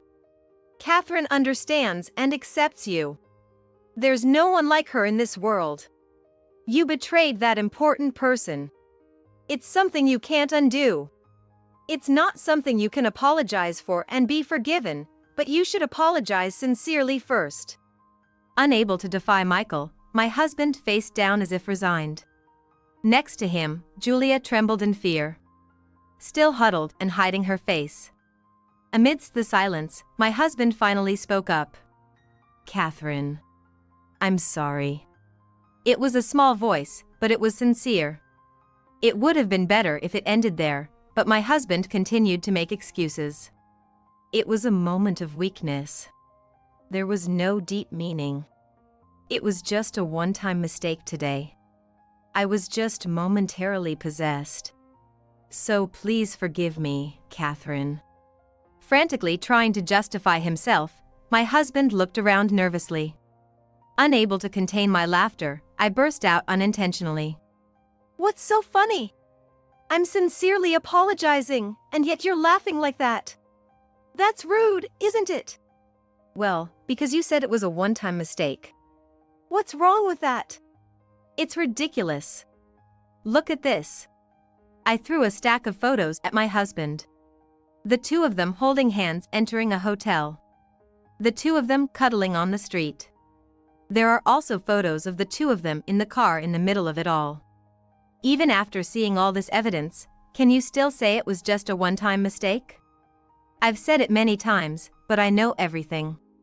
The reason I couldn't suppress my laughter was that my husband, who knew nothing, was still lying and trying to weasel out of it at this point. You're the worst. Betraying me and then lying without a care. Even after seeing this, can you still say it was a one-time mistake? My husband, stunned by the photos, listened to me in shock as I explained. Since about 6 months ago, right? When you suddenly started going on business trips. No matter what, you can't have business trips every week. I started to suspect cheating. Evidence kept coming out one after another. Messages exchanged on phones and computers deciding meeting places. Julia's chestnut-colored long hair and accessories in the car. Receipts from the hotel they went to. You're so careless. The evidence was found immediately. There were mountains of disgusting messages like "I love you" and "Where should we meet next?" Just in case, I was monitoring you and even followed you. What? You followed me? You thought you wouldn't get caught? I've known about your affair for about a month now. But I deliberately let you go around to corner you. And then, you ended up bringing your affair into our home. To meet with your lover at our home. You're truly the worst. My husband, who had been listening to my words with a surprised expression, finally started to get angry. You. Secretly monitoring and following me. That's despicable. My blood boiled at my husband, who accused me while being guilty himself. I'll never forget this anger. I'll engrave it in my heart. I slammed my fist on the car hood. What are you saying? Am I despicable? Don't be ridiculous. You're cheating behind my back. To anyone, justice is on my side. The person who committed infidelity avoids the person who exposed it. There's no way such a thing would be accepted. But my husband's outburst continues. Isn't it the fault of the one who gets cheated on? If you didn't have any faults, I wouldn't have turned to other women. It's your fault for not satisfying me. Satisfied with his own logic, my husband smirked obscenely. What audacious defiance. If he had admitted his fault and sincerely apologized, maybe I would have felt like forgiving him. But I will never forgive my husband for layering mistake upon mistake. That's when I made up my mind. What are you talking about? What you're saying is all messed up. A loud shout echoed. The owner of the voice was Michael. Although he had calmed down once, Michael's anger reignited at my husband's nonsensical excuses. Normally gentle and never raising his voice, his intensity increased even more. Not content with just shouting, Michael approached my husband, grabbed his collar, and shook him. It's obviously your fault. Blaming Catherine when you're the one cheating. What are you talking about? Both of you ganging up on me and criticizing me, isn't that cowardly? Do you hate me that much? Cornered, my husband began to blame Michael as well. Although what he was saying was completely off the mark, my husband showed no signs of backing down. My husband has always harbored feelings of inferiority toward Michael, who is far superior to him. So far, the inferiority complex I've been desperately hiding has finally burst out uncontrollably. Hey, Michael, you've always been sarcastic. You look down on me for my poor results in studying and finding a job. My husband spits out humbly, his face contorted. It was the first time my husband showed his true feelings. I also wanted to be born as talented as you. So, I worked hard in my studies. I finally managed to get a job at a big company, chasing after you desperately. I thought I've finally caught up. But now you've started working overseas and are doing well in your job, achieving success. I can never catch up with you. As my husband stares at Michael, he continues. His eyes reveal a mix of inferiority and resentment. I'm considered useless and incompetent at work. Even Catherine, who's just a part-timer, is recognized at her workplace. No matter how hard I try, no one acknowledges me. I had no place at work or at home, and it was tough. I was cornered. My husband droops his head, shoulders slumping. While Michael remains silent, listening to my husband's words. That's when I met Julia. My life changed after meeting her. She acknowledges me. I'm breaking up with Catherine and starting a new life with Julia. As my husband speaks with confidence, his expression brightens up. Both Michael and I could only stare at my husband with disbelief. He's just too immature and selfish. Unaware of our exasperation, my husband turns to Julia and starts talking. Hey, Julia, that's why you should marry me. Let's walk into a new life together. Contrary to my husband's enthusiasm, Julia remains with a frightened expression, shaking her head desperately. Her actions clearly reject marrying my husband. What's up, Julia? Weren't you supposed to marry me? You said you wanted to marry me, didn't you? Caught off guard by Julia's unexpected reaction, my husband grabs her shoulders and shakes her. Julia averts her gaze from my husband and mutters softly. I can't marry. What? Why not? Hey, Julia. While shaking Julia, my husband tries to get the reason why she can't marry out of her. But Julia remains tight-lipped, refusing to say anything more. Julia can't marry you. Michael finally speaks up after keeping silent. The next words from Michael were an unbelievable truth for my husband. Because Julia is already married to me. Huh? My husband stares at Michael without blinking, realizing immediately that Michael isn't lying. He then shifts his gaze to Julia. Is it true, Julia? But Julia doesn't answer. Her silence speaks volumes, confirming Michael's words. My husband collapses to his knees, powerless. With Michael finally speaking up, My husband's face turns pale as the shocking truth sinks in. The first time I met Julia was when I started working overseas. We dated for a while and eventually got married. Of course, I wanted to let you know. But you kept ignoring my calls, so I couldn't tell you. The shocking revelation left Bob frozen, mouth agape, unable to fully comprehend. Michael's voice, however, remained clear, but as the conversation progressed, Bob's complexion grew increasingly pale. After we got married, Julia suddenly disappeared. When I heard rumors that she had quietly returned home, I came back to look for her. Since he couldn't contact my husband, Michael contacted me to inform him about his return. It was a perfect opportunity, so I confessed everything about my husband's affair to Michael. As we talked, it turned out that Julia, Michael's wife, was my husband's affair partner. Michael and I had known everything from the beginning. When we broke into the garage, Julia must have been surprised. After all, Michael, who was supposed to be overseas, suddenly appeared in front of her. I remember what happened when we entered the garage. Julia covered her face and bowed, clearly not wanting to be seen by Michael. Hey, Julia, why did you suddenly disappear from me? Why did you have a relationship with my brother, knowing he was my brother? Michael's voice is soft and gentle, but it's suffocating Julia little by little. His calm tone only makes the fear more palpable, sending shivers down my spine. Julia, who had been drooping her head, exhales softly and looks up. Then, as if steeling herself, she begins to speak. Michael had been talking about his brother since you were overseas. You praised him as clumsy but hardworking. I see, so that's why you became interested in Bob, huh? Yeah, from the way you talked, I thought Bob must be a wonderful person with a lot of humanity. Michael, you're too perfect. It's like you're a robot. You're so capable that you're tough on people too. You can do everything, so I guess someone like me isn't needed, right?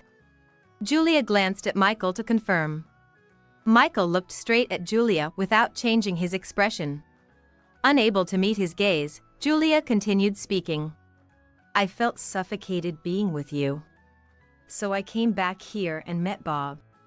Bob was indeed a wonderful person, just as you said. And yet, you still got involved with my brother even though you knew who he was. Michael's tone turned cold. There was no love left for Julia, who betrayed him. Again, the garage fell into a silent stillness.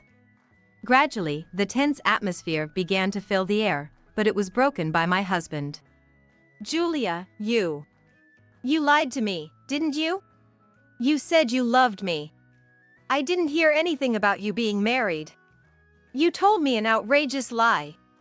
Julia, now defiant, smiled with a twisted mouth. But Bob didn't ask whether I was married or not, did he? Besides, we didn't make any promises of marriage. There was no hint of remorse on Julia's face. Then, Julia uttered surprising words. I still prefer Michael. He's too perfect, like a robot, but he's loaded with money. My affair with Bob was just that, an affair. Let's go back together, Michael. Her tone shifted from earlier to a coquettish, ingratiating one. She looked up at Michael from below, wearing a smile that seemed to flatter him. It was a frivolous remark devoid of sincerity. For Julia, the affair with my husband was just a game. As a result, she didn't even consider betraying and hurting those around her. Both Julia and my husband are childish and selfish. I looked at Michael with exasperation. Even his face showed traces of exasperation. Go back together? Julia, do you really think you can come back? If you're serious, you're a hopeless fool. As he spoke, Michael took out a document from his chest pocket. He unfolded the document and thrust it in front of Julia. It's a divorce paper. I've already signed it, so write your name too. Divorce? What do you mean by divorce? It was just one affair. Are you really going to divorce me just for that? Just one affair. Are you kidding me? Michael brushed off Julia's clinging hand and shouted angrily. His face turned red with anger, almost like a demon. You deceived my precious brother. There's no way I can forgive you. In fact, both my husband and Michael had no parents. Since their parents passed away, Michael had been taking care of my husband like a parent. He couldn't forgive Julia for deceiving and hurting his beloved brother. Bob may be clumsy, but he's hardworking. I know that better than anyone, Michael had told me before. Michael always spoke proudly of my husband. When their parents were alive, they used to compare my husband to Michael.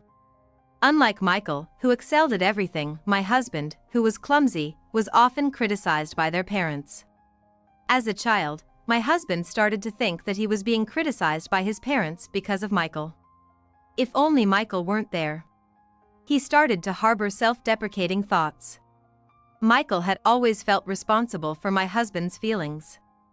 Julia could only bite her lower lip without saying anything. Meanwhile, my husband slowly turned to Michael and opened his mouth. "Did you really care about me that much?" On the other hand, my husband slowly turned to face Michael and spoke. "Michael, you've been thinking about me so much. I'm sorry, Michael. I was wrong.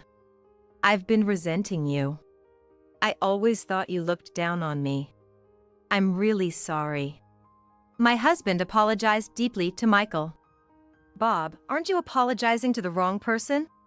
Reprimanded by Michael, my husband trembled as if struck by lightning. My husband's gaze met mine slowly. His eyes showed no traces of the immaturity or selfishness he had when he piled up excuses. It was a gaze of genuine remorse for his actions. It seemed that Michael's genuine feelings for my husband had changed him. My husband also apologized deeply to me. "Catherine, I'm sorry." His apology was sincere and heartfelt. I understand. But my love for you has already faded. We can't walk through life together anymore. That's why we're getting a divorce. I had decided this since I found out about the affair. I couldn't trust someone who had betrayed me once.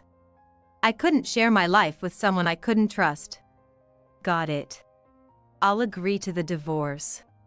It's my fault for betraying." My husband nodded slowly to show his repentance. In contrast, Julia was quite the opposite. She seemed unwilling to agree to the divorce, clinging desperately to Michael despite being treated coldly. "It's my fault. Please forgive me." She repeated her apologies, regardless of appearances.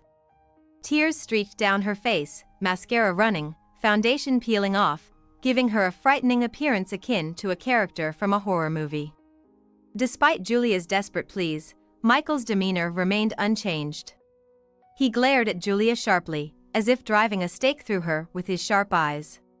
"What you've done is unforgivable. My intention to divorce hasn't changed. If you understand, then disappear from my sight." "No. I absolutely refuse. I won't accept it." Julia screamed as she got into the car and floored the accelerator. With a loud and ominous noise, the car began to speed off. A jarring sound echoed as the car crashed into the shutter almost immediately. When my husband and I entered the garage, the shutter had been closed again. Despite the car crashing into the shutter, Julia kept the accelerator floored. Julia, in the driver's seat, continued to mutter something absent-mindedly with a vacant look on her face. "What the hell are you doing, Julia? Hit the brakes. Julia! Stop!" My husband and Michael rushed to the car, desperately trying to stop Julia. But Julia, in her daze, didn't hear them. She continued to floor the accelerator. There was a horrible sound of the car colliding with the shutter. "Catherine, we can't stop her. There's nothing we can do. If the car breaks through the shutter like this, someone might get hurt. Call the police." Later, the police who arrived managed to stop Julia's rampage. Although the loud impact drew nearby residents, thanks to the swift response of the police, there were no injuries. I heard later that the neighbors had reported it. Today, my husband was shouting so loudly that it could be heard clearly in the neighboring house, but apparently, they had heard it and were keeping an eye on the situation. I'm really sorry for causing trouble. At the same time, I realized the importance of connections with people like this. As for Julia, she has no experience of working properly. She's crying to her parents and currently living with them.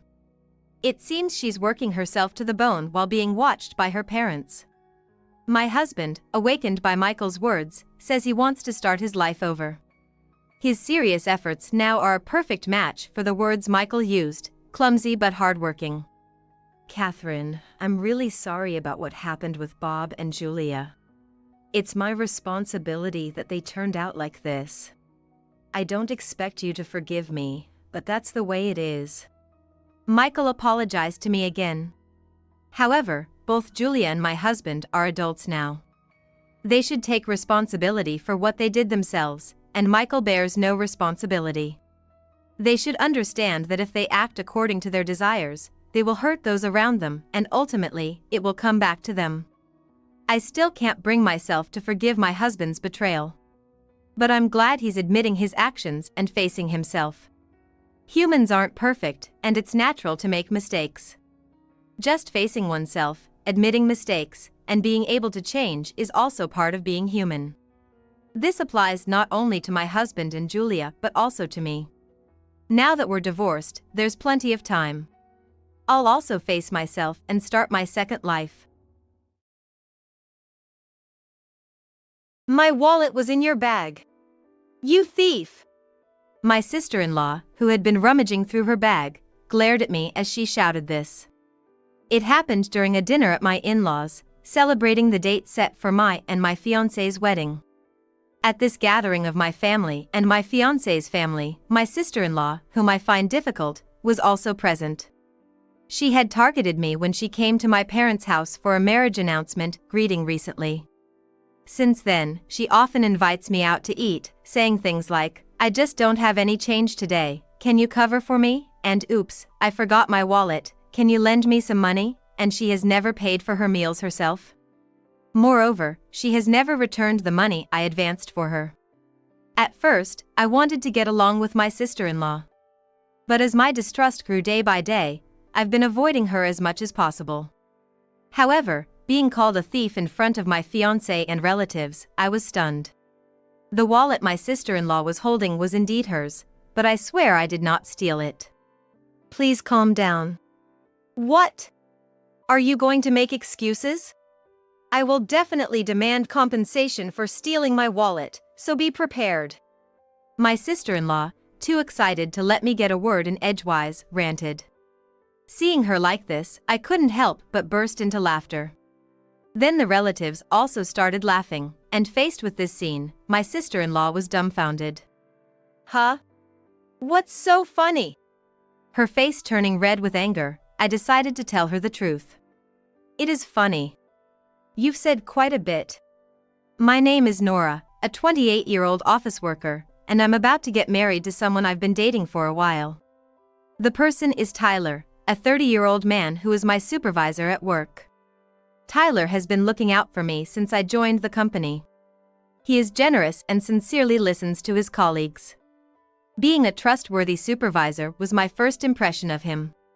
As we interacted daily, we began to share personal life stories, and gradually developed feelings for each other. Being close in age and having many common topics was also a catalyst. After a few years of workplace romance, our marriage was decided, and we planned to first announce our engagement to our parents. When we visited my parents' house first, my parents and sister warmly congratulated us. My sister, Julie, 7 years older than me, is already married and lives near our parents' house with her husband and 2 children.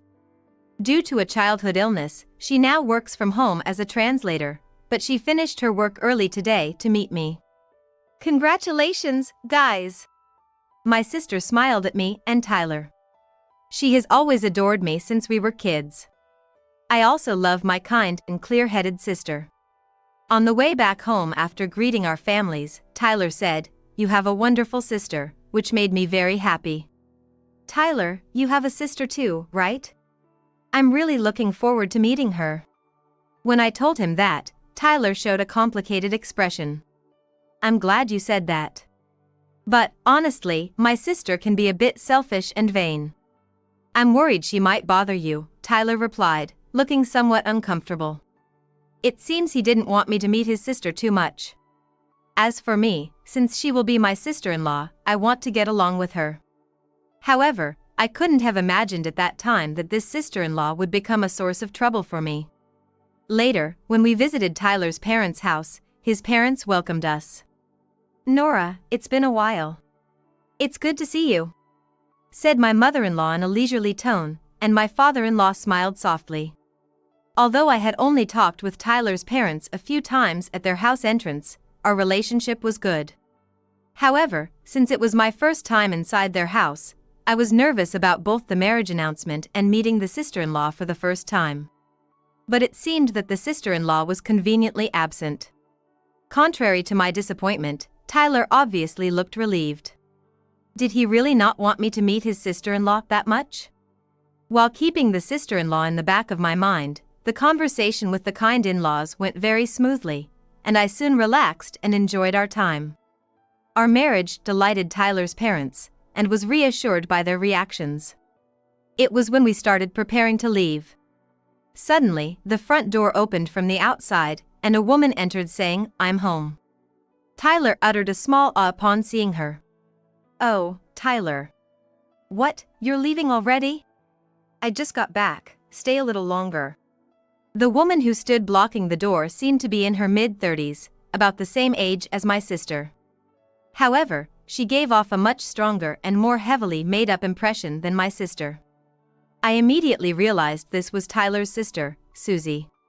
According to Tyler, she is divorced with no children. Nice to meet you, I'm Nora. I have been dating Tyler, and we are here today to announce our engagement. When I said to my sister-in-law, the response I got was a nonchalant huh. Looking up, the sister-in-law scrutinized me and then smirked. Where did you meet Tyler? Hey, this is the first time Nora's meeting you. Don't start with such questions.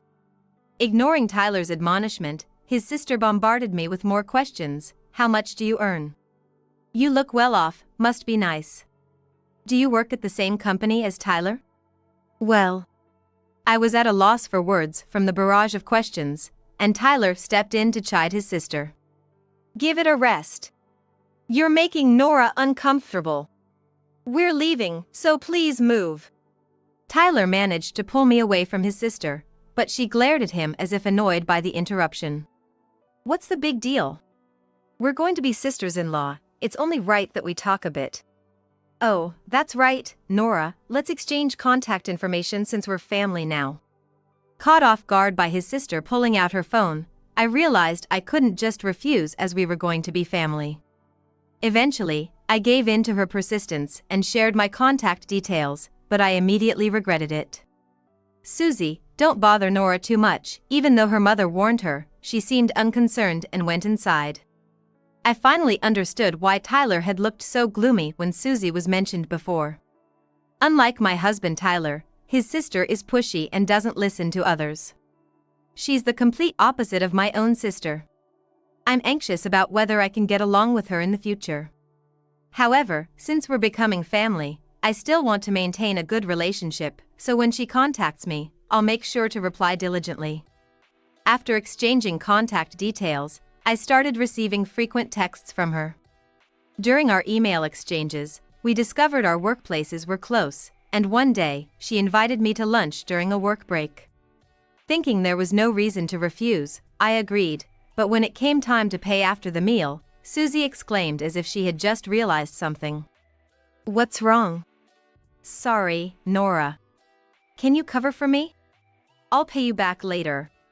Susie didn't seem the least bit embarrassed. Although her behavior was suspicious, I thought it was just the cost of one lunch and covered it for her that day. But then on another day. Oh no, I forgot my wallet. Nora, can you pay for me? Despite repeatedly inviting me to lunch, she began finding excuses to have me pay for her meals. And when I later asked for reimbursement, she'd dismiss it, it's just lunch money, it's not a big deal. Though a single lunch cost wasn't much, the financial burden grew as Susie kept inviting me out. Months passed, and I still hadn't seen any of the money I had covered. My distrust towards her grew day by day. I realized it's best to avoid as much interaction as possible with Susie, and my desire to get along had now faded. Lately, I've been declining lunch invitations with excuses and keeping my replies to a minimum. I tried to cut ties as much as possible, but then one day after work, as Tyler and I were leaving the office, I heard a familiar voice calling my name. Looking in the direction of the voice, there was Susie. She had apparently been waiting for me to finish work. "Leaving work together, you two must be close," she said in a snide tone, causing Tyler to frown. "What do you need?" Tyler asked, and Susie smiled and said, "Actually, I have dinner plans with a friend today, but I'm short on cash. Nora, could you lend me some?" Her actions, as if she had gotten used to them, really put me off. "I refuse. You haven't even paid back the money I lent you before." As soon as I firmly refused, my sister-in-law became sullen and said, "What a cold person you are. Aren't we family? If we're family, a little money shouldn't matter. Besides, you earn more than I do." Actually, I never discussed my salary with her, but she probably figured it out since I work at the same company as Tyler. I wanted to retort that I wasn't even part of your family yet, but Tyler scolded her before I could speak. Even among families, we shouldn't borrow and lend money, should we? Instead of going to dinner, you should pay back what you owe Nora. If you can't pay it back right now, then please go home. Hey Tyler, who do you think you are talking to like that? I'm your sister. Are you siding with a stranger over your own sister? Although she had just mentioned family, now she glared at me, calling me a stranger. She continued, "Besides, in today's world, women need to have their own money too. Do you understand, Nora? Saying you can't lend me money is like admitting you're poor." Tyler seemed too exhausted to be angry, just dumbfounded. What you're saying is nonsense. Let's go, Nora. Don't take her words seriously. We couldn't bring ourselves to say anything more to her and decided to leave the scene as if we were strangers. People leaving work glanced at us, making us the center of attention. Wait a minute. My sister-in-law was shouting behind us, but we didn't look back. Since then, she occasionally contacted me, but I was too busy with wedding preparations, so I kept my replies non-committal. Of course, I also declined her dinner invitations and haven't met her since she ambushed me in front of the company. Meanwhile, the date for the wedding was successfully set, and a dinner with both families was scheduled at my in-laws' home. Shortly after Tyler and I arrived at the in-laws, my parents and sister also arrived. My sister-in-law was there too, and although she greeted us, she surprisingly didn't say much to me and was unusually quiet. While her demeanor felt eerie, the table was set with a lavish meal, and the atmosphere was festive. The dinner ended on a pleasant note, and everyone was happily chatting when suddenly, returning from the restroom, she exclaimed, "What? It's not here. Where is my wallet?" She claimed that the wallet she had put in her bag was missing. Just calm down. Didn't you leave it in your room?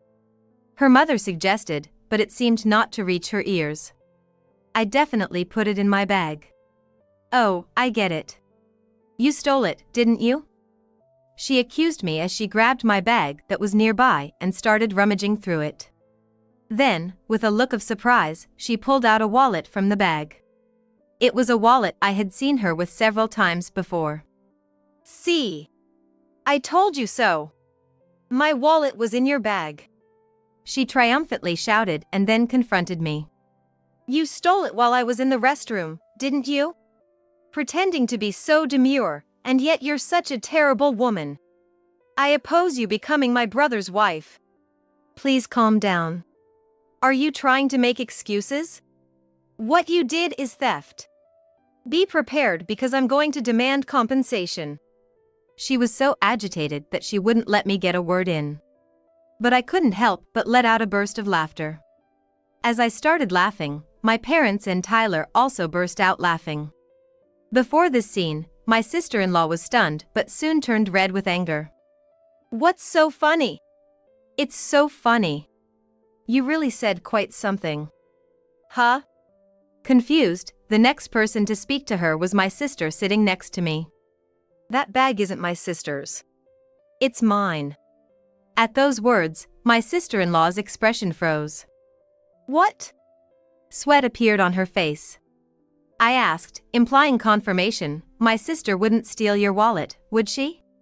It turned out that my sister-in-law, Susie, was just waiting for an opportunity to accuse me. Predicting that she might do something, I didn't bring my own bag to the dinner party today. The bag that was near me belonged to my sister, and furthermore, my sister could never do something like steal a wallet. That would be absolutely impossible because since her childhood, she has been unable to move her legs and uses a wheelchair. She can neither stand nor walk on her own.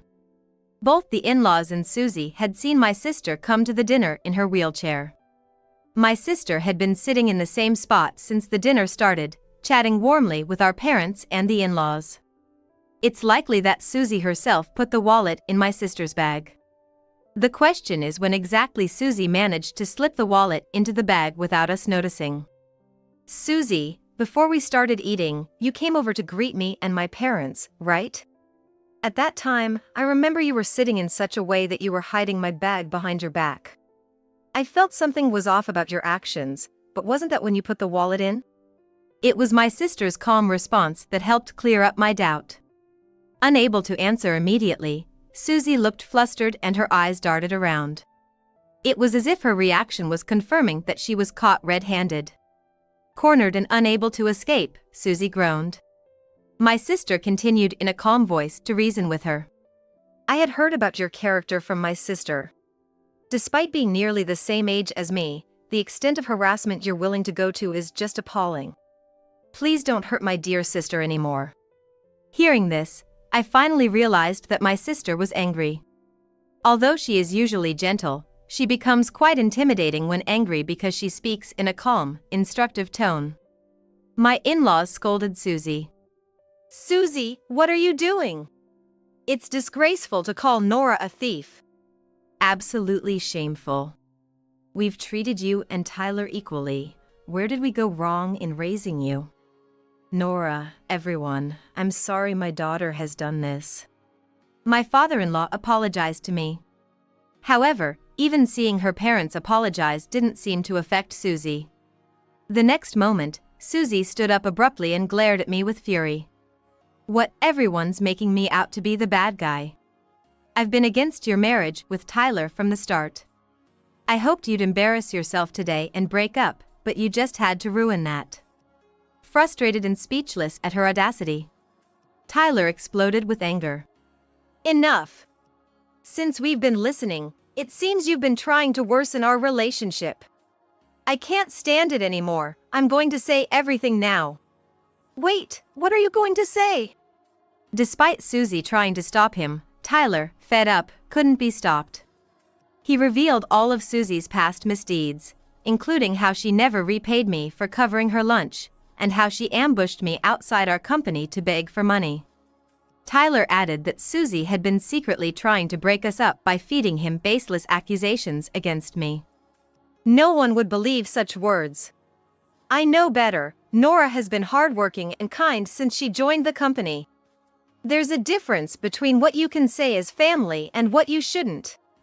Tyler didn't elaborate on what exactly Susie had told him. But from his intense anger, it was clear the rumors were quite nasty. That really happened? I was shocked as it was the first time I heard about it, and Tyler looked regretful. Sorry, I didn't want to worry you unnecessarily, that's why I kept quiet. No matter what my sister says, I believe in you, Nora. Moved by his earnest words, tears welled up in my eyes. I wiped the tears from my eyes and faced Susie again. I've decided to stand by Tyler no matter what. So please take this opportunity to let go of your brother. Embarrassed, Susie blushed and snapped, "Shut up," before storming out of the house. After the storm had passed, I breathed a sigh of relief. No matter what kind of harassment she plans, I'm not afraid anymore. My love for Tyler deepened through this ordeal. I vowed to continue trusting him and walk together. A few days later, the money for the lunches I had covered for Susie was returned to me through my in-laws. Apparently, they had pressed Susie to prepare the money she owed me. Then, Susie's ex-husband apparently contacted the in-laws. The reason for their divorce was Susie's extravagant spending habits, even going as far as dipping into their living expenses. Because of this, Susie was ordered to pay alimony, and although she told her parents she had finished paying, it turned out a significant amount was still outstanding. Her ex-husband revealed that her repayments had recently fallen behind. Upon learning this, the in-laws lost their patience and disowned her. It seems she had a history of stealing money from home, among other misdeeds towards us. In fact, Susie had not only accrued alimony debts but had also racked up debts from buying branded items and from frequenting nightclubs. Tyler told me that Susie had been into the nightclub scene since her 20s and had often been reprimanded by her parents. Eventually, when she couldn't make ends meet, she even embezzled funds from her place of work, which is just appalling. This also came to light at her company, and she was recently fired for misconduct. Later, I received a call from Susie, who had been kicked out of her home and had lost her job. "I have no one else to turn to but you, Nora. Please, just lend me some money," she begged tearfully, but I refused, of course. "Isn't this a bit too convenient for you? Please pay off your alimony and debts with money you earn yourself. I don't want to be involved with you anymore." "But, aren't we family? Let's try to get along from now on." I wanted to get along at first, too. But I can't consider someone family who spends recklessly and doesn't think they've done anything wrong. After I made this clear, Susie continued to rant, but I hung up without paying any attention. Later, I heard that Susie started living frugally in a low-rent place with the little savings she had. However, chased by her debts, she soon had to leave the house, and now, it's unclear where or how she is living. Tyler also said he would never involve himself with Susie again. A month passed, and we held our wedding without Susie's presence. It was a joyous occasion blessed by many, and even now, it remains an irreplaceable memory. After the wedding, we moved into the home we had prepared and soon discovered I was pregnant.